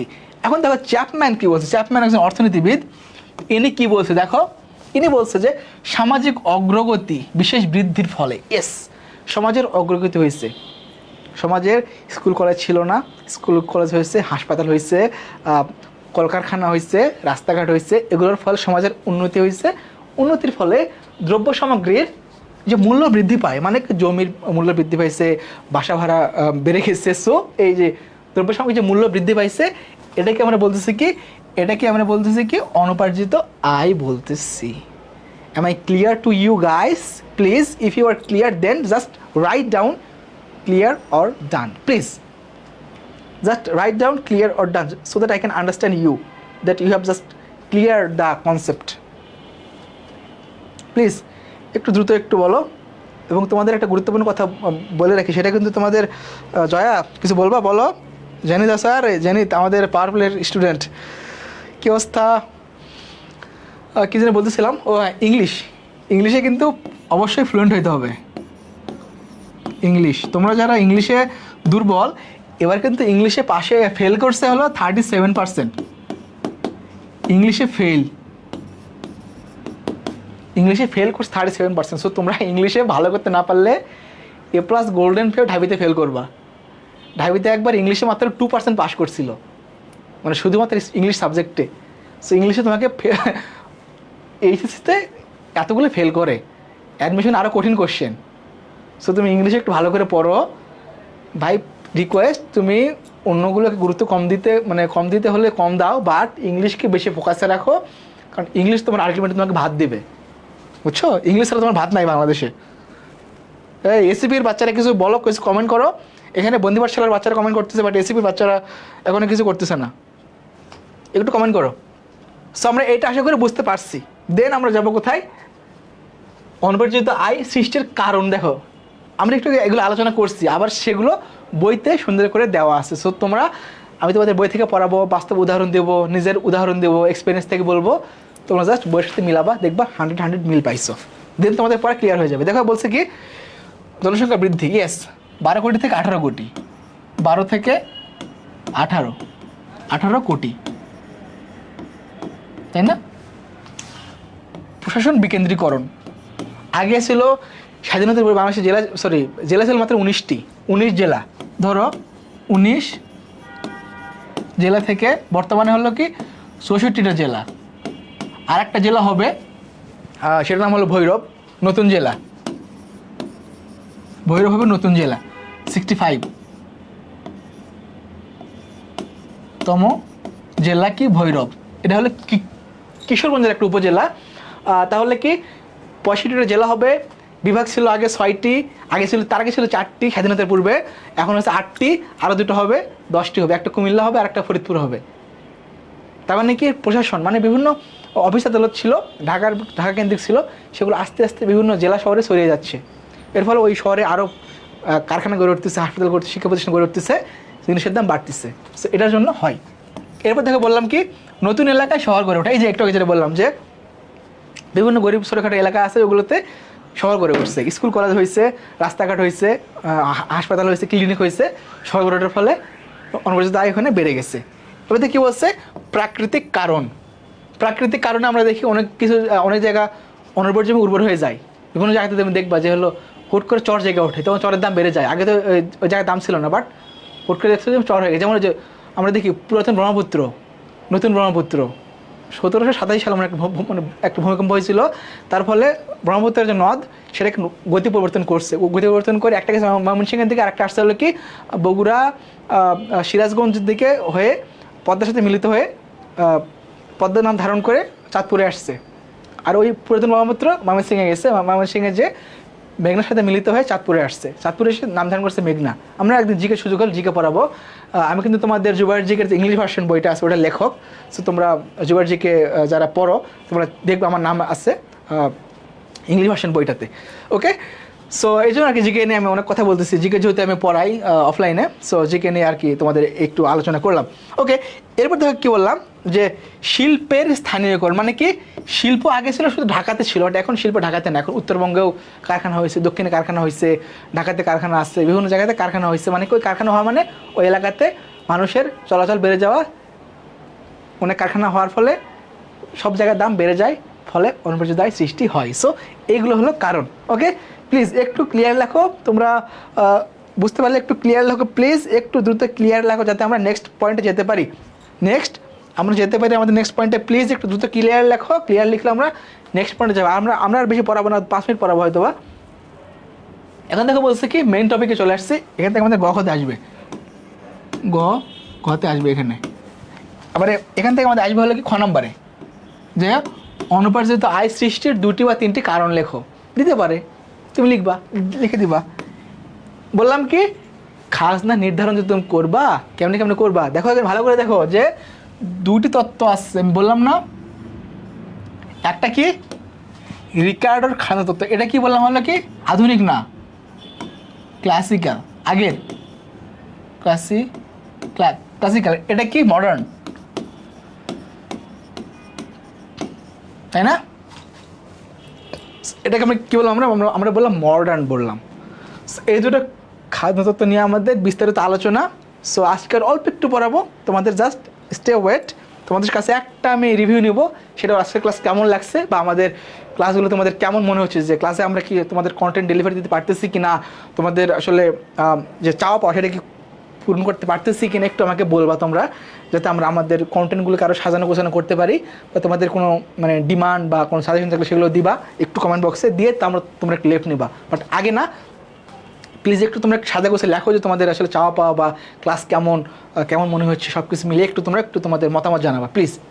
একটু কমেন্টে লেখো মতামত। আমি একটু আরেকটা স্লাইড পড়াই, লাস্ট স্লাইড, এটা লাস্ট স্লাইড, বাট তুমি এই পুরো চ্যাপ্টারের স্লাইডগুলো তোমাদের আপলোড দেওয়া হবে, পেয়ে যাবে ইনশাআল্লাহ তাআলা, নো প্রবলেম। বলছি তো খাজনা তত্ত্ব আমরা যেটা পড়বো এটা হলো কি রিকার্ডোর খাজনা তত্ত্ব। রিকার্ডো কি বলছে, 3 ধরনের জমি আছে, বেস্ট, মিডিয়াম, প্রান্তিক জমি। বেস্ট জমি সবচেয়ে বেশি খাজনা, সেকেন্ড ক্লাস জমিতে কম খাজনা, থার্ড ক্লাস জমিতে কোনো খাজনা নাই, আয় যত ব্যয় তত। দেখো বলছে কি, দেখো যে উনি বলছে যে খাজনা হলো জমির উৎপাদনের যে অংশ, যা জমির আদি ও অক্ষয় শক্তি ব্যবহারের জন্য জমির মালিককে দেয়া হয়। ওকে, এটা আমরা পড়ছি। দেখো কি বলছে এখানে, চাহিদার তুলনায় জমির যোগান কম। এই যে আমরা শুরুতে দেখাইছি আমরা এরকম, ধরো চাহিদা ধরো অনেক বাড়তেছে,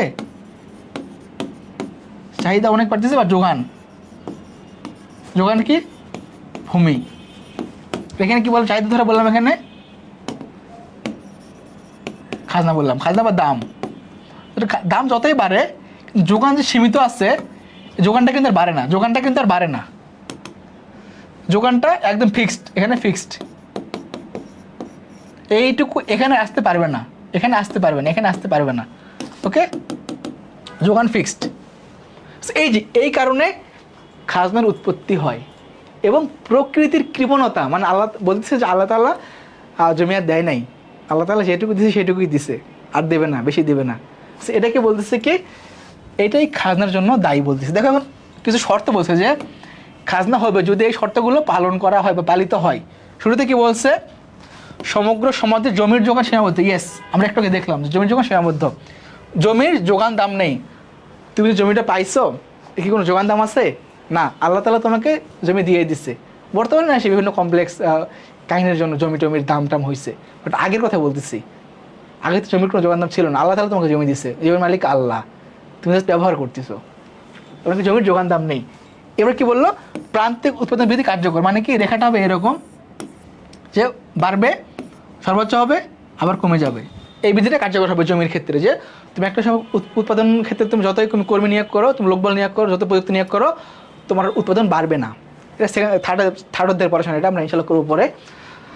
দেখবো কী বলছে, দেখো জমির উৎপাদন ক্ষমতা পার্থক্য। ইয়েস, একটু যেটা বললাম, কোনো জমি খুব ভালো চাষবাস হয়, বেস্ট জমি, কোনো জমি আছে খারাপ জমি যেগুলোতে চাষবাস হয় না, একবার চাষ হলে আর সারা বছর চাষ হয় না। সো এগুলোর ক্ষেত্রে আমরা কি দেখি, খাজনার উদ্ভব হয়। সো উনি 3 ধরনের খাজনার কথা বলছে, বেস্ট, মিডিয়াম, আর খুবই কৃপণ জমি, প্রান্তিক জমি। সো এই হলো মোটামুটি আমাদের আজকে পড়াশোনা। আমরা বিস্তারিত সুযোগ হলে আমরা আরও দেখবো। অলরেডি আজকে 10টা 25 বেজে গেছে। এখন তোমাদের কিছু কমেন্ট দেখবো যে তোমাদের আসলে ক্লাসটি কেমন লাগছে, এবং তোমাদের অপিনিয়ন জানতে চাই, যে তোমরা একটু তোমাদের একটু অপিনিয়ন শেয়ার করো, যে আমরা আসলে কীভাবে আরও তোমাদের কন্টেন্ট ডেভেলপ করে তোমাদের ক্লাস নিতে পারি, বা তোমরা সন্তুষ্ট কি না ওভারঅল। ওকে, প্লিজ একটু কমেন্ট করো। এবং পাশাপাশি তোমাদের যে কোনো কোশ্চেন থাকলে করতে পারো, যে কোনো কোশ্চেন, মানে বিসাইডস পড়াশোনার পাশাপাশি তোমরা অনেক ধরনের কোশ্চেন আসছে না তোমাদের মনে, উল্টোপাল্টা কোশ্চেন, কী করবো না করবো, কেমনে পড়বো না পড়বো, কী কোন বিষয়ে কোনটা পড়বো, যে কোনো কোশ্চেন করতে পারো। মানে যে কোনো কোশ্চেন, এক কথায় সময় নেব 3 থেকে 4 মিনিট, আমি উত্তর দেবো সবগুলো কোশ্চেনের। জাস্ট তোমরা একটু দ্রুত কমেন্ট করো, দেন তোমরা লিভ নিবা প্লিজ। একটু মামুন বলছে, ভাইয়া ক্লাসটা কি মানবিক থেকে সি ইউনিট অর্থনীতির জন্য কভার হবে? হ্যাঁ, এই ক্লাস থেকে কোশ্চেন আসলে ইনশাল্লাহ তুমি পেয়ে যাবা, ইনশাল্লাহ পেয়ে যাবা। প্লিজ একটু দ্রুত। নায়রা সিদ্দিকি বলতেছে, দেখতে আসছিলাম। কেমন দেখলা বলো, কেমন দেখলা? আমি তোমাদের সাথে আসি, আর 3 মিনিট থাকবো। প্লিজ তোমরা একটু কমেন্ট করো, বা তোমাদের মতামত জানাও, ভালো লাগলে সেটাও জানাও, খারাপ লাগলে সেটাও জানাও, বাট জানাও এতক্ষণ যে ক্লাস নিলাম, 1.5 ঘন্টা যে ক্লাস নিলাম, একটু প্লিজ জানাও, অন্তত যে একটু জানানো আমার রাইট আছে, ক্লাসটি কেমন হয়েছে, কেমন কি না। ফ্রি প্লেলিস্ট নাই, ইনশাল্লাহ পেয়ে যাবা সামনে, ইনশাল্লাহ তোমাদের ফ্রি প্লেলিস্ট আমরা বানাবো। সো জাস্ট ওয়েট, আমাদের ফ্রি কিছু প্লেলিস্ট আছে, 2nd চ্যাপ্টারের আছে, 4th চ্যাপ্টারের আছে, মুদ্রাস্ফীতির উপরে আছে, এটার উপরে প্লেলিস্ট তুমি পাবা। ইউটিউবে গেলেই মানে এই ক্লাসটা আপলোড দেওয়া হবে ইউটিউবে, সো এটা পেয়ে যাবা। আরও ইনশাল্লাহ প্লেলিস্ট আমরা বানাবো, no tension. Just stay with us. Comment করি দ্রুত, একটু দ্রুত কমেন্ট করো। 43 জন আছে আমাদের সাথে, 43 জনের একটা করে কমেন্ট পেলে আমি 43টা কমেন্ট পড়তে পারি। জনি বলছো ওয়ালাইকুম আসসালাম, আসসালামু আলাইকুম আসসালাম, মাত্র আসছো তুমি ভাইয়া, বোর্ড কোশ্চেন সলভ করো না? ইয়েস, প্রত্যেকটা ক্লাস শেষে বোর্ড কোশ্চেন সলভ করাবো। তোমাকে একটু দেখাই, আর আজকে অনেকগুলো পড়তাম আমরা। দেখো আজকে আর অনেক কিছু পড়া ছিল। এই যে এগুলো হলো আমাদের পড়াশোনার ম্যাটেরিয়ালস। এই যে দেখছো, এই যে আমরা এত কিছু পড়াতাম আজকে, বাট আজকে হলো না। এই জন্য আমরা কি করলাম, এতগুলো পড়াতে পারলাম না। বাট তোমরা স্লাইডটা পেয়ে যাবা ইনশাআল্লাহ তাআলা, তোমরা স্লাইডটা পেয়ে যাবা।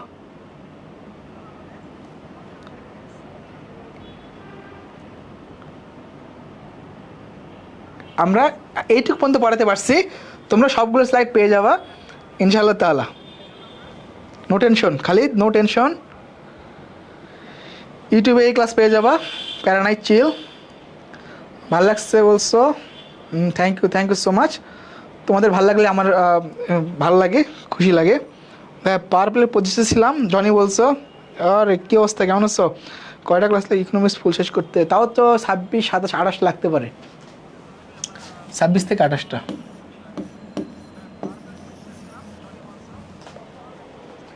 যেহেতু ফুল সিলেবাস 20টা অধ্যায়। অর্থনীতির জন্য কীভাবে পড়তে পারো বলতে তুমি জাস্ট প্রিভিয়াস এর কোশ্চেন একটু ফলো করো, কীভাবে আসছে।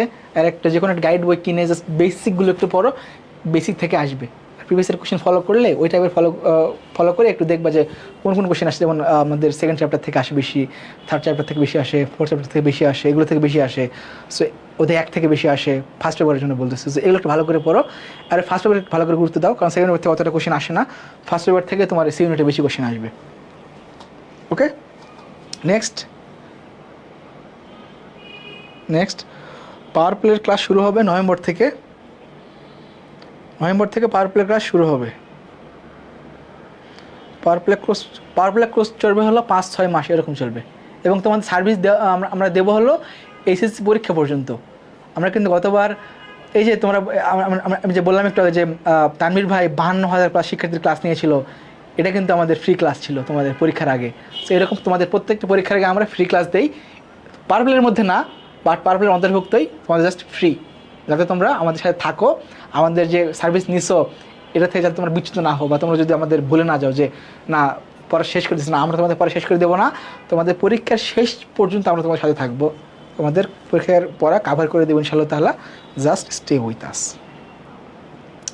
Thank you Mamun, thank you, তোমাকেও থ্যাংক ইউ। ভালো করে পড়াশোনা করো, সবার জন্য অনেক অনেক অনেক বেশি শুভকামনা। প্লিজ তোমাদের বন্ধুদের একটু জানাবা আমাদের পাওয়ার প্লে কোর্সের ব্যাপারে, যাতে তারাও আমাদের কোর্সে এনরোল করতে পারে। কারণ এখন অবস্থা খুবই খারাপ হয়ে যাইতেছে। রেজাল্ট আমি চাই সবাই ভালো করুক, অন্তত 60% প্লাস পাস করুক, আমি এটা চাই। বাট তোমরা যেভাবে আসলে ঢিলেমি করতেছো, এই ঢিলেমিতে আসলে খুবই খারাপ অবস্থা হবে যদি ভালো করে না পড়ো। আমি তোমাদের সাকিব ভাই বললাম, এক্সপিরিয়েন্সড পারসন, আমি তোমাদের টিচার হিসাবে অভিজ্ঞতা থেকে বলতেছি। তুমি একটু র্যাঙ্কিং দেখো, প্রত্যেক বছরের একটু রেশিও দেখো যে রেজাল্টটা কেমন হইতেছে, আশা করি বুঝবা। আর কিছু বললাম না? হ্যাঁ শেষ, জাস্ট ইয়ে করে দাও। আসো সো সবাইকে থ্যাংক ইউ, আল্লাহ হাফিজ। আর কোনো কথা থাকলে আমাকে অবশ্যই জানাবা। Thank you. সব কিছু বুঝছো, জয় বলছো। পাওয়ার প্লেতে ইকোনমিক্স উইকে কয়দিন? না, এটা পাওয়ার প্লেতে ভাগ করা থাকবে, উইকে হয়তো একদিন থাকবে, হয়তো বা উইকে একদিন এরকম। বাট তোমার তো বাংলা ইংলিশ পড়তে হবে, এবং বললাম কি ইংলিশে সবচেয়ে বেশি জোর দিবা। ওকে, আর কিছু বলতেছি না, তাহলে 1 ঘন্টা 1.5 ঘন্টা ক্লাস হয়ে গেছে। সবাইকে থ্যাংক ইউ সো মাচ। সবার অপিনিয়ন জানলাম, অনেকে বলছো অনেকে বলো নাই, বাট আরও বলবা সামনে। প্যারানাই চিল, জাস্ট স্টে উইথ আস, দোয়া রাখো আমার জন্য যাতে সুস্থ থাকি, তোমার জন্য ক্লাস যাতে নিতে পারি। দোয়া রাখো। আল্লাহ হাফিজ, আসসালামু আলাইকুম।